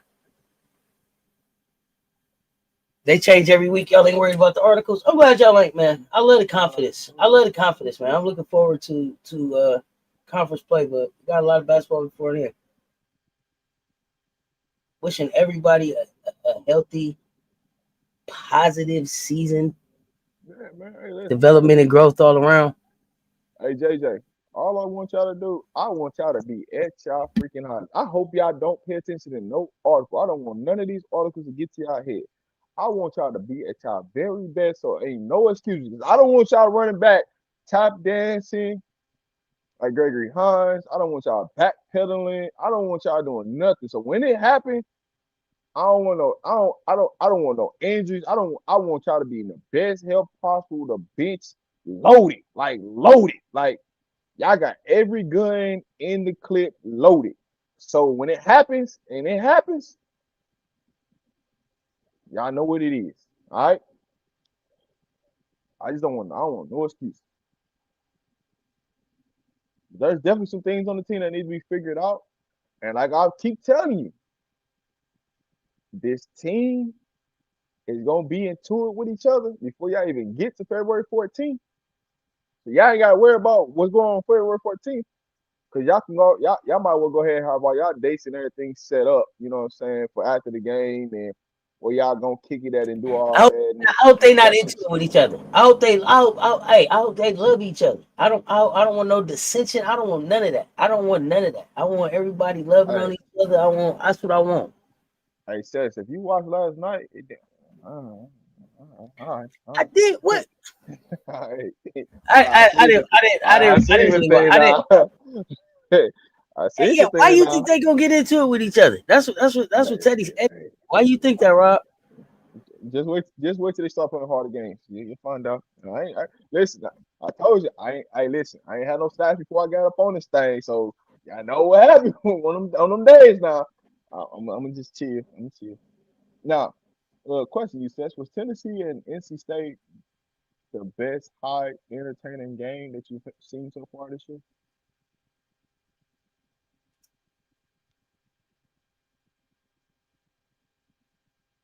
It was a good game, yeah, but probably for me it was the Baylor game just because I was really cheering for Talia Scott, so I was really into the way they come back and what they did. But yeah, that was a good game. Two entertaining teams, but it was what I expected from them. I got high expectations for NC State this year and Oh Tennessee. yeah. So Yeah. No, I'm rocking with NC State for sure. You know, preseason, hey, them preseason rankings looking kind of good right now. How I had late, you know, what I'm saying how we had them laid out talking do I about. think the same thing as what? Do I think that they gonna get into it? I don't know. I have no idea. I don't even. I haven't even. I keep hearing that. I keep hearing that. I have no idea if they'll get into it. I don't want any of that. I don't. I listen. I'm not saying that I want it, but I've seen it happen in the past. And when you got this amount of But I headstrong am still guards, clearly wondering who is the leader, and then the team will take on the face of that person. The team will take on kind of like the energy and the the kind of the face, yeah, the face of that person. So I've seen some fake love happening last night. That's all I'm gonna say. you You can saw take it some for fake what you love take. happening. See, yeah, I Yeah, didn't. you can take it for whatever you I want to take wasn't that paying for. attention like that. Hey, I would have to go. I would have to hey, go back and really watch. you take it for whatever. What happened to Tennessee? You still think Vandy will handle us? Yeah, I think Vandy will handle y'all. Hell yeah. What? Do I think Vandy gonna handle LSU? Hell yeah. Y'all ain't got who's stopping Blake's? Blake's gonna get 40. Hey, listen. Blake's got a 40 piece loaded for y'all. Y'all ain't shit. I ain't worried about Vandy. Vandy still got y'all. And guess what? Guess what Vandy got? Hey, they got some people on that glass that's gonna clean it up. Don't worry about it. Hey, just get familiar with Mitchell 14 on Vandy. She gonna clean up the glass against LSU. Come on, dog. Hey, don't ask me about Vandy now. Hey, listen, I'm gonna take Vandy against LSU. What happened in Tennessee? Hey, listen, ain't nothing Hey, happened in Tennessee. don't forget Hey, Sasha listen, Washington back. Sasha's yeah, back. what? Hey, listen, I still think Tennessee gonna mop y'all ass off the floor now. Come on now. Hey, listen, because I don't think y'all can handle like see the problems that what NC brought to the table. Y'all don't got what they got. Now, y'all guards gonna turn the damn ball over because that's what y'all just want to do. Y'all guards gonna turn that thing over. So we ain't gotta worry about that. NC State, you know what I'm saying? They just had a little better different guards than what y'all got over there. But y'all gonna find out. Don't worry about it. Hey, don't just wait for the blessing to come, man. Don't rush the blessing now. Don't rush the blessing. So let me tell y'all something about Tennessee. Hey, Gamecocks, come on up. If you want to come on up, Let me tell y'all something about Tennessee and why Tennessee is gonna be dangerous.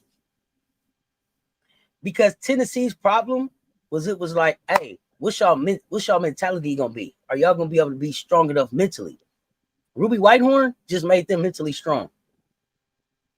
This right here just gave them that us against the world mentality they need to come together and go figure it out. So by the time it gets to SEC play, they're going to be locked and loaded in a different kind of way. They're going to be able to close the game by the time they get to SEC play. Don't worry. See, this was Tennessee playing with, what did they say? They had 4 days to figure out how to play without their leader. Remember, they had identified Ruby as their leader, not just some player. They lost their leader. So now they got to redefine that a little bit. But come conference time, they'll be moved on the emotional thing of losing Whitehorn and all of that. They'll be to move past that, and they're gonna be locked and loaded. It's gonna be a problem. Don't worry about that three ball. Don't worry about that three ball not traveling. Them Portos gonna figure out something else. All right, they gonna get down here. All right, Cooper's gonna get down here. Jada Silver was 2 for 2 from three. They just ain't figured out who to have shoot the three yet. The three ball and travel, they better just give it to the right person. See, that's all. They just got to figure out a few things. Jada Silver's gonna play more. Jada Silver's gonna play more basketball for Kim Caldwell in Tennessee. Y'all watch. Get ready to play right now. Okay, never mind. I ain't gonna keep talking about that shit. Go ahead.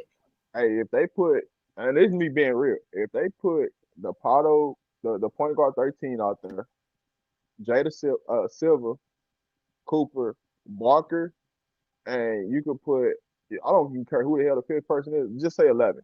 You put them 5 out there, LSU ain't got nothing. They got 5 people on their score that can take you all off the dribble. They can spread you out to the 3. And it's gonna be locked in playing defensively. I don't even understand if LSU got to tell me how Koval is gonna keep up with the platooning. Yeah, I don't even know if Koval mentally strong to handle that. First, and I don't know if y'all can handle the press yet. And y'all guys gonna be in some trouble playing against Tennessee. That's not what you want to see. That's not who y'all be wanting. They're gonna definitely have some players ready, but they're gonna definitely have some depth issues, please. To please that, I mean, they're gonna definitely have some depth issues that they have to get over. Please, y'all, like for real. I know. I'm not telling you to wait to SEC. Nah, it wasn't that. Nah, they did that. Nah, they're learning. They don't even know each other. They don't even remember each other's name to get. Yet this is a new team. No, they rallied around each other after that loss. You'll see. Koval not as slow as we think. She ain't fast enough to keep up with what Tennessee bringing. I listen. It ain't even about her being slow, but the game is gonna be so up and down the transition. That's what this is what you don't realize, right? If you watch that game against NC State and how fast paced that game was, and you look at your guards and the way y'all play, within 2 minutes and 30 seconds of the game, I don't even know if y'all players will be able to sustain even being out there on the floor without tugging on their jerseys. Just say if LSU have to play Tennessee right now, y'all guys will be in trouble. That's not something that y'all want to see right now. By the pace of way Tennessee play, the only thing that y'all could benefit from is making them slow the game. If y'all have to slow the game down, that means y'all are walking up the ball. And do you think Tennessee is going to allow y'all to walk the ball up the court? Hell no. They're going to put the pressure on y'all. Now, what Tennessee going to do is, hey, somebody from y'all bigs going to have to beat us. Who are y'all bigs that going to beat us? Down low. Because y'all guards are not going to get the shots y'all think y'all going to get. Now, will they get some shots up? She going to get them off, right? But all y'all going to be able to beat them, right? Because that's how NC State really won is they got on the glass and they guards rebound. All y'all guards going to rebound. Think about logically who rebounded that basketball game yesterday. And think, does your guards do that? If your guards don't rebound, y'all going to be in fucking trouble. Because that's all it was. NC State guards went out there and rebounded and got on the glass. Tugging jersey, what y'all gonna see?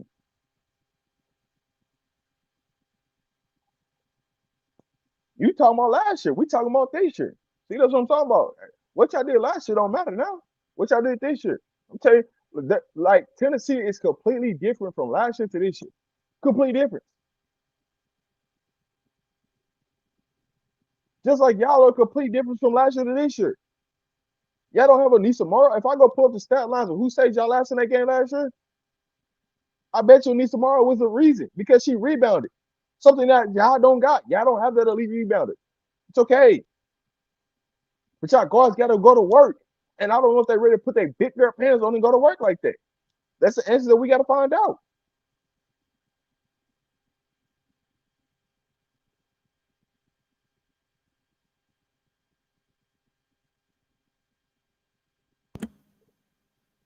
I really didn't think Janiah Smith left because she wanted to, though. I feel like she got a shoulder tap.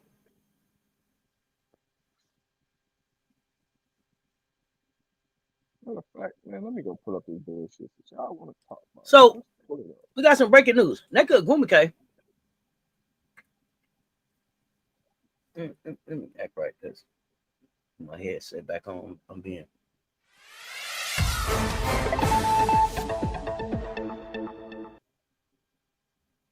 Not college news, but got to give y'all this one. Nneka Ogwumike has signed with the new women's basketball league, Project B.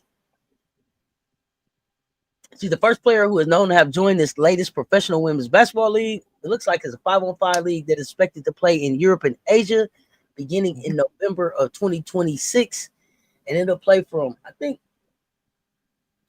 what did they say, November through. So she basically ain't playing in, no. No, she'll play in the dub. It won't interfere with that. That's what I was about to say, but it'll let her play year round. I thought I had a date for when it would. Okay, now it's doing a whole lot of pop-ups right now. Hold on, y'all.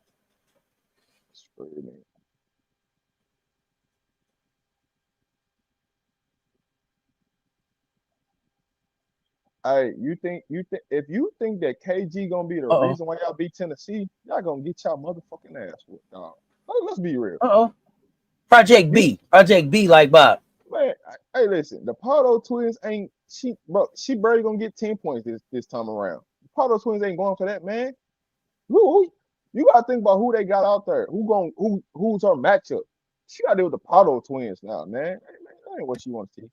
Like I said, the person who saved y'all ass was Morrow. She had 14 goddamn rebounds. That's the only thing that you can do to beat Tennessee. You need somebody that's going to get you 12 to 14 rebounds. NC State had 2 of them.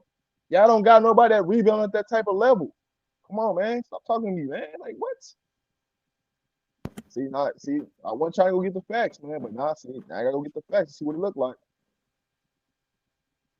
So they basically would play the college season, November through April. That's not bad. And y'all barely beat them. It's okay. What's up, Key Highlight? I'll make it make sense, right? One game, Anissa Morrow had 23 and 21. The other game, she had 14 and 14. Who else? And ain't nobody else on the team rebounded. Make it make sense, man. Hey, guess what? Cooper had 20 plus on y'all ass last year. She's gonna have it again this year. And she got help this year. Because guess what? Ruby Whitehorn didn't do nothing last year. So she got help this year.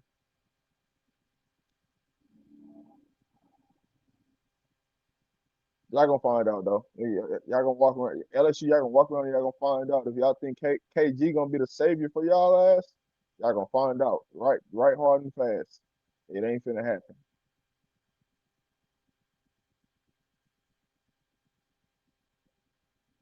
It's a 5 on. You said it's a 5-on-5 league overseas. My bad, sis. I had to go pull it up.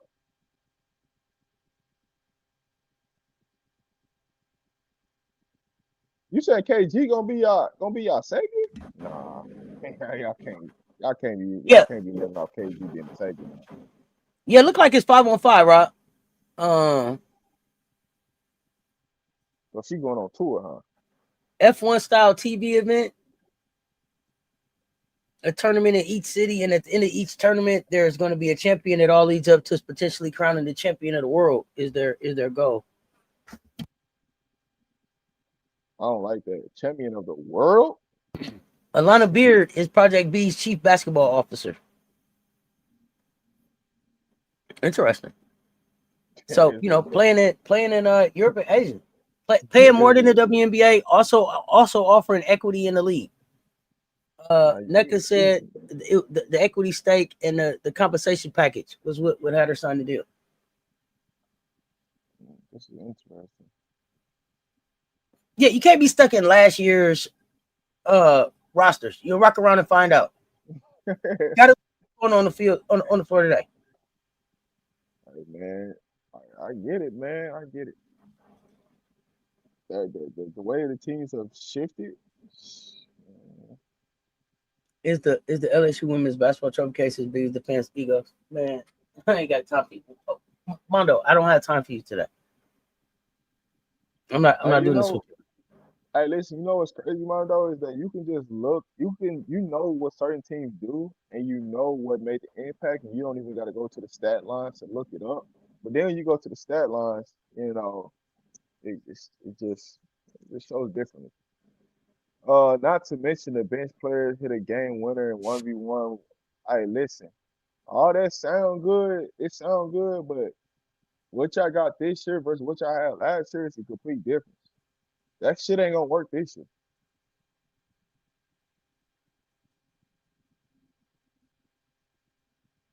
That's dope though that the people starting to unite across the world, like tennis, like professional players starting to unite with each other to build something against and build for change. I like that.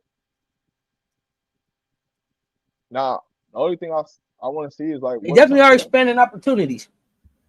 what kind of I want to see what kind of TV they put on her because hey if you getting paid more money to do that, hey, that might take some people out of AU. You know what I'm saying? You can go on a world tour, play 5-on-5. Now, the only thing that I don't like about it is the wear and tear on your body traveling overseas, and then you still trying to get ready for, the regular season in the dub.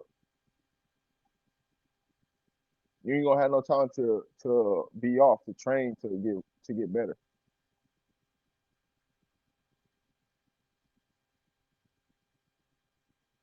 That'd be the only thing I'll say. But I like it. So I think at 35, you playing year round just to keep it warm, man. Got to keep the knees warm to going, man. At 35, you playing different. I'm gonna just, I'm gonna jump here. I'm gonna jump here and make an assess. I'm gonna jump here and make an assumption. You hear me now? I think it's just, I need to keep. It ain't so much about I'm growing my game at this point. You hear me? It ain't so much about me getting better as much as me making sure that I'm staying in basketball playing shape and condition, man. Just keeping this thing moving, man. It's a use it or lose it type of situation that when you're over 35. You're 35 and up, use it or lose it, baby. That's it. I'm gonna go put it out there. You know what nigga said? Nigga said, fuck all this negotiation shit, man. Y'all gonna give me some money. That's why y'all do all that. Y'all can handle that shit. I'm good. I'm good on that. Oh my gosh, bro. She said I'm gonna get some money in and make sure that I keep everything in working order till we get back to this. So she like, hey, I'm over 35. This shit too stressful. Let's keep it loose, baby. This CBA shit too stressful, man. Let me go get some money on it, man. I don't know if Project B is a Saudi backed league. I don't know. It just Project B. I would have to look at it. What it said is that Elena 66, Beard is the operating. What I said, chief operating officer, chief 66 basketball players. operations or something. Let me make sure I say that right. Hold on. Yeah, 66 players, 11 players on the roster. That should be cool. She said Beard is saying that many top WNBA players have also signed on, though she did not disclose their names. There's also talk of having a men's league as part of Project B. Maybe I don't know. November 26th. There's a tournament in each city. Project B. It intends to stream games. We'll see players competing on the traveling circuit like golf, tennis, auto racing. I mean, it's interesting though because it's like think about the players that didn't sign to. Man, what do we talk? What is six Final Fours? What is six Final Fours? Man, I don't know, man. There's some hope shit going on over there. Some hope dream stuff. Unrivaled and who ain't signed to Athletes Unlimited. You know, they all up for grabs. You know what I'm saying? Definitely need to work on marketing for sure. Where they gonna televise stuff at? You know, what that look like.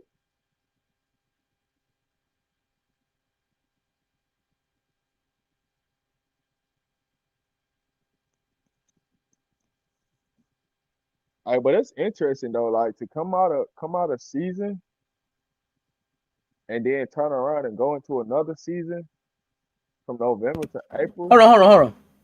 Let me be clear. Project B is the brainchild of Skype co-founder Jeff Prentice and former Facebook executive Grady Burnett. They come from the tech world where people have equity in the company, so that when the company succeeds, the worker succeeds too. It has an investor group that includes tennis stars Novak Djokovic, Sloane Stephens, as well as former WNBA great Candace Parker. So this, this looks like it's tied to Candace Parker. I don't know if you see Adidas involved there, so I don't know that this is the Saudi-backed group.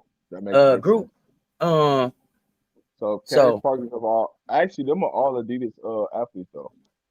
So I want to be clear. This is what they're saying here about Project B. I don't see anything about the Saudis in this article. Yeah, these are all Adidas athletes, so Adidas definitely gonna be some involvement in it, and they're finna go to all of Adidas top places where they want to play it. So yeah. So that's going to kind of give you the layer. If anybody's represented by Adidas, they're more likely to play. But I just think of the long-term toll on the body getting ready for upcoming season, right? Like what you'd be playing on rival versus what you'd be playing over there with the travel, and then how long it's being played, like from November to April, like just coming out of season, like that's a lot of basketball. A lot of basketball. Hey, Adidas trying to, listen, they trying to change the game now. They trying to put a lock code on stuff.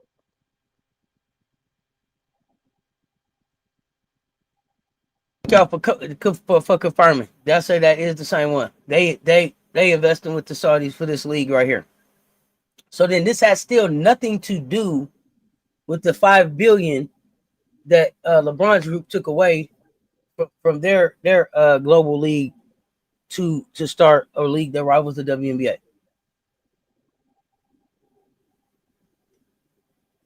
Man, so okay.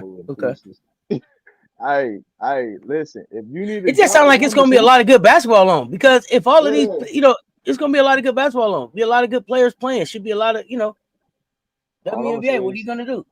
If you need a job right now and you a hooper in the dub, hey man, you better try to get yourself employed right now. This is the best time to get yourself employed. They passing out free checks right now. There's only so many people that can play in rivalry. So many people that can play in Athletes Unlimited. So there's a lot of big people. That's a lot of big pool of players that ain't playing somewhere. Hey, Bree Hall, Fagan. Hey man, go ahead and sign up for this league, man. So let's get to the money. Hold on. Speaking of Fagan was just like Player of the Week. Yeah. Big Fago doing her thing. Big Fago, yeah. Shout out Fago, man. Fago doing her thing.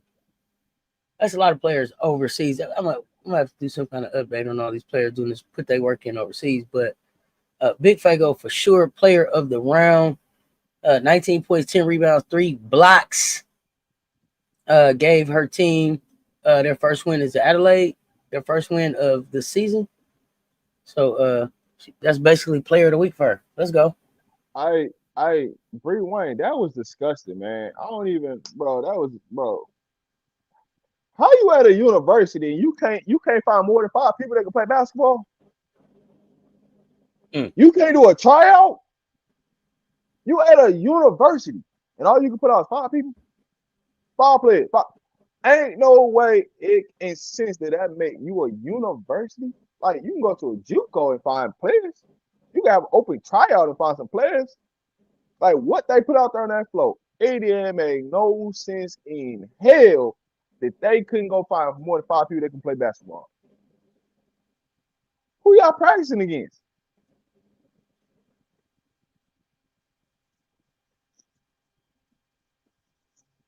Boy, that had me hot yesterday. It had me hot. I ain't even gonna hold. That had me hot yesterday. The team had the flu. The team had the flu. I don't care. Is that accurate? Is that accurate? Everybody got sick at the last minute. I don't care what they had. Hey, listen. Or something. Okay.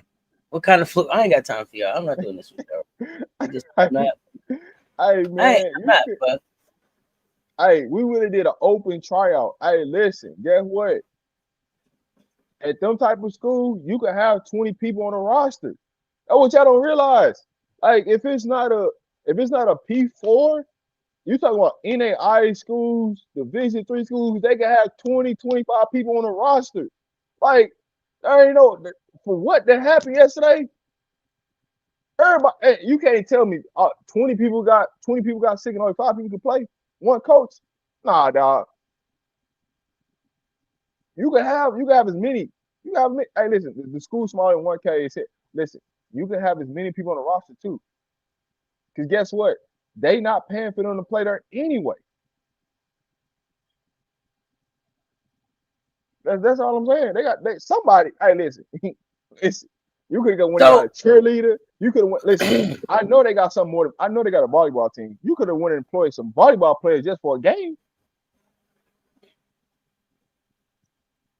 Yeah, they only got about 400 students. It ain't a lot going on there. I don't know if I announced these before. I don't even know if I think these just dropped today. Gotti with the Shotty on the Tamika Catchings Award preseason watch list. I think I said Amir Drysdale watch list before. Edwards, Johnson, Latson on that one. Latson, Edwards on the Wade Trophy watch list.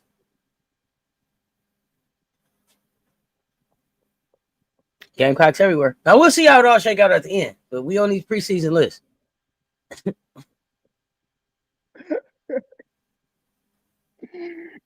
I mean, y'all can listen. Yeah, Mondo and Jeremy, they ready for 2026 already. I see him. I told him, no matter what we bring, right now, Ashlyn and Chloe back next year. I salute Jeremy, man. I get it, man. No LSU freshman on the list. I don't know. Flage's on the Wade Trophy list. Leia's on the Amir Drysdale. Flage's on the Amir Drysdale. Michaela. Grace Knox is on the Tamika Catchings list. Hey, Bree Wayne, you funny as hell. You not now. You know they ain't for their put. No, I see both Swain and Sumpire made the list too. I see Mia on the list too. They not about to put LSU freshman on no list. Nah, Grace Knox on there. She on the Tamika Catchings list. Jazzy on there. Oh man, come on, dog.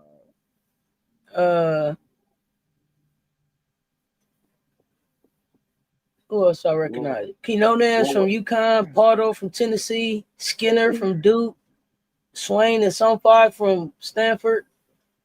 He said we gonna wait to get to April. Crump from Texas, Chavez from Oklahoma, Brooks from North Carolina. I like that Brooks kid. It's somebody else that surprised me though that I liked. Who was it? Jeremy, make sure you know what the roster is before you say wait to get to April. Make sure you got the proper roster now. Make sure you're equipped now. I'm gonna wait to get to April.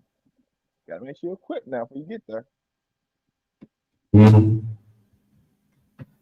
Yeah, I was telling y'all the freshmen that made the Tamika Catchings list. You said no LSU freshman. Grace Knox was on there, and then I just started naming other ones that was on there because why not? Are we Ren, talking I don't about? know how to say her last name for Washington. She's on there. Girardi from Oklahoma State. You talking about Addie development? Deal from Iowa. Hey man, hey, y'all talking about development at LSU? Never heard of it. What that look like? You go. I don't even know why I start that conversation.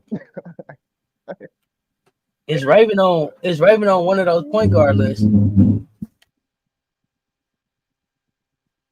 Don't ask him. Hey, listen, let me say this. That point guard list ain't a point guard list. The shooting guard list ain't a shooting guard list. The small forward list ain't small forward list. Is everybody misplaced? Everybody's misplaced on these lists. So I don't know if people know what a point guard is. So as you say, point guard list, yes, she might be listed, but I don't. We don't know because these lists is kind of they kind of shaky now.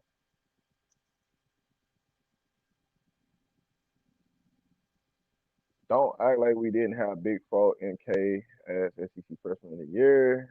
We missed last year. But we'll beat her this year. I don't think so. I don't think so. Uh, I love the confidence though. What freshman you got winning SEC Player of the Year? Damn sure no LSU Tigers. Shotty with the Gotti. Yeah, I like Gotti. That's what I was about to say. I like Gotti with the shotty. Melly Barnes, what's happening? I was just I like keeping Gotti it with the with shotty. you know why? Because she's gonna make Play a on both bigger sides of the ball. She's impact. gonna be out there. She Whew. Yeah, Yeah. that's the biggest reason is she's going to be out there. There's nothing in her way. She's going to get better as the season go on, and she's going to impact winning on both sides of the floor. It's like, hey, that's why. Yeah. And her want to play defense is gonna turn into so much offense. It's gonna be ridiculous. That's the other part about Gotti that I don't think people is really focused on. Jada Sybil gonna be in that conversation too. Listen, I like that freshman. Yeah. I like Jay Silver. Come on, man. The city of Norman, man. Stop it. Stop it. Stop it. Hey, listen now. If they get that award I to like Paldo in the sit conversation. if they get that award to City of Norman, we gonna have some real. Hey, listen, I might have to do coach's hot show. We might have to have a coach's hot show for that one. Yeah, I'm gonna go in on them. She, I keep telling y'all, she's not the best freshman on Oklahoma's team. She's not. I'm telling y'all this, and she's not the most impactful freshman on their team. Because I know they'll sit there and tell you she's the most impactful. She's not the most impactful freshman on Oklahoma team. But yeah, just wait for it.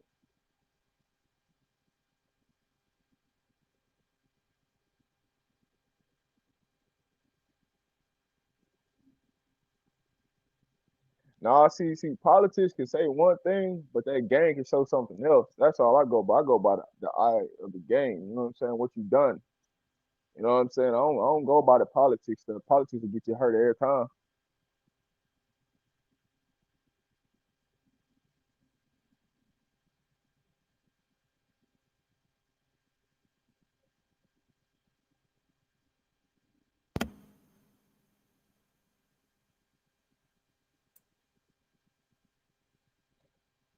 What's been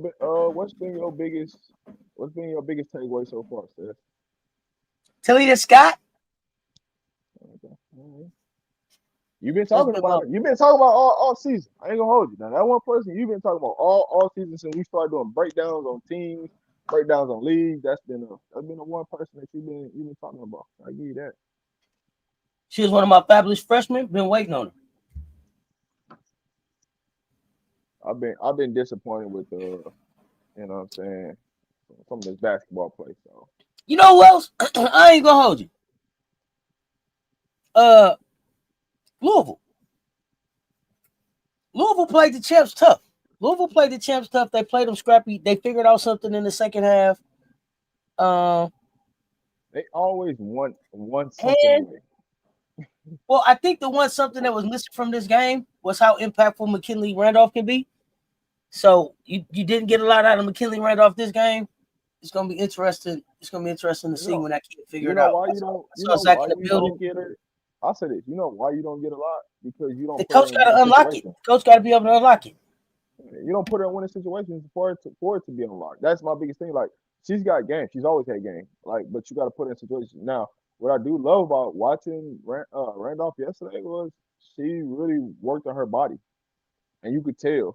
It's just now you got to go out there and show the other side of the game that you've been working on. So those are the things. But no, I like that kid. Little Hibachi, K State. That's I'm watching her at K State. Um, I like the freshman that's at Kansas though. But I saw that it ain't been too much that's really impressed me so far these first 2 days. I've seen some things that like I don't know. I just don't know about some of these teams, especially in the top 25. Like I'm really questioning about some top 25 teams that's like, yes, you can go ahead and cancel them right now. It ain't happening.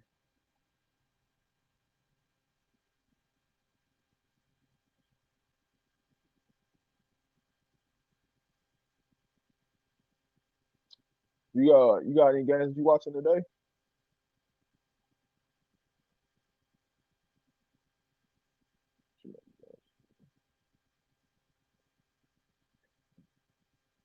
Davis, Q Sumner was trash talking about her whole game. This Sorry, is y'all. That was a bad. super important super important call that might change the whole game. Auntie number 0 from Louisville was putting strong to the perimeter. Ooh, I think she hit three threes over strong. Okay. Q Samuels was trash talking. Jalea Davis. Who's Jalea Davis? What I miss, Rob? We talking about Louisville and Louisville game. Is Jalea Davis number 0? Is that what y'all saying? I don't know. Tell me. I don't know. You gotta tell me. What game you watching tonight? Uh, sheesh. I don't know if I'm really. I mean, it's a couple things I'm gonna keep my eyes on. Notre Dame. I'm gonna watch Notre Dame. I'm gonna peek in on Oklahoma State. I'm for sure gonna watch the Notre Dame game, and I'm gonna watch Texas A&M tonight because I want to see what Team No Tape looks like. No take. But for sure, Oh, Hannah gonna go. I'm Hannah gonna have interested in I'm 30 interested to tonight. see what Joni doing. I'm interested to see what Joni to put together. Hannah gonna have 30 tonight. You ain't gotta worry about that one. Um, yeah, I think them the only ones on the docket. I was really checking TC out. TC plays tomorrow. Yeah, I'm Georgia not. Nebraska. I won't watch them, so I have to. Yeah, they play tomorrow. They ain't playing nobody. They playing the HBCU. Not until I absolutely have to. Will I check them out? Damn. Why are they playing so early in the morning? Georgia Tech. They got a Yeah, I 10 think that's a.m. it. I think kickoff. that's it. I think that's it, Rob. I think that's it. Yeah, no, ain't really no games today. I'm looking at tomorrow's schedule. Georgia Tech kicks it off at 10 a.m. UCLA plays at 12. I mean 2:30. TCU plays at 5. Maryland plays at 6. No, we play tomorrow. I mean, no, we play Friday. We play Yeah, Friday and I uh, think Tuesday. the Whisperer plays at 6:30. North Carolina plays at 7. Texas Tech play tomorrow. Yeah, Texas Tech LSU plays play tomorrow. tomorrow. Stanford play tomorrow. Oklahoma State plays back-to-back days. That's weird. Oh, Alabama play tomorrow too. Oh, I'm watching Stanford. I'm watching Stanford play tomorrow. I wish they'd get them off Yeah. Who's SEC. your dark horse so far? Stanford, and they ain't really a dark horse, but they the dark horse right now because they ain't ranked. Yeah, Notre Dame is today at 7 o'clock Eastern. Stanford because they the because they ain't ranked. That's the reason why they my dark horse. they gonna clap somebody's brackets. Is there a player that's surprising you for how they came back this season? Not so far. Not somebody I'm like surprised, but also everybody ain't played yet. So I'm still, you know.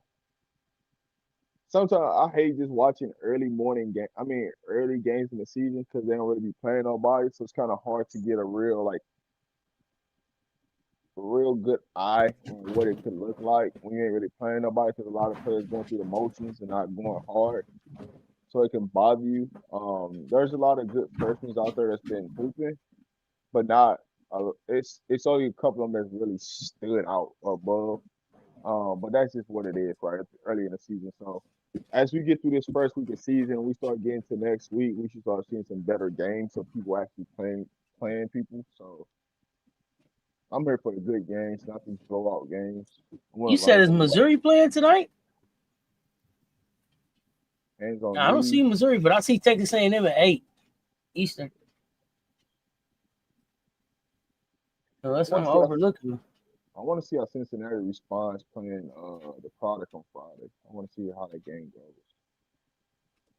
Cincinnati just lost, but they 5-star freshmen didn't play either, so I gotta take that into account. But they shouldn't have lost that game though.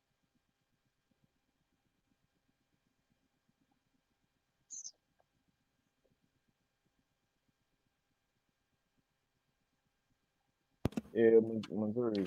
Right. What else you got up today? Nothing. But I gotta get up out of here, man. I gotta get on the move. I got a lot of stuff to do today in a very short amount of time.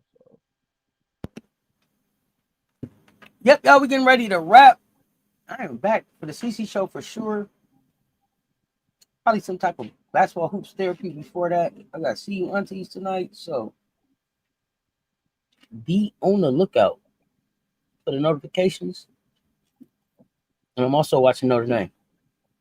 Hey, man, if y'all hit the like and the share on the way in, hit the like and the share on the way out. Y'all know what it is. Until next time. That's right, man. Me, Mr. Shake My Hand. Cess Talk Sports, man. Stay tuned. Talk soon.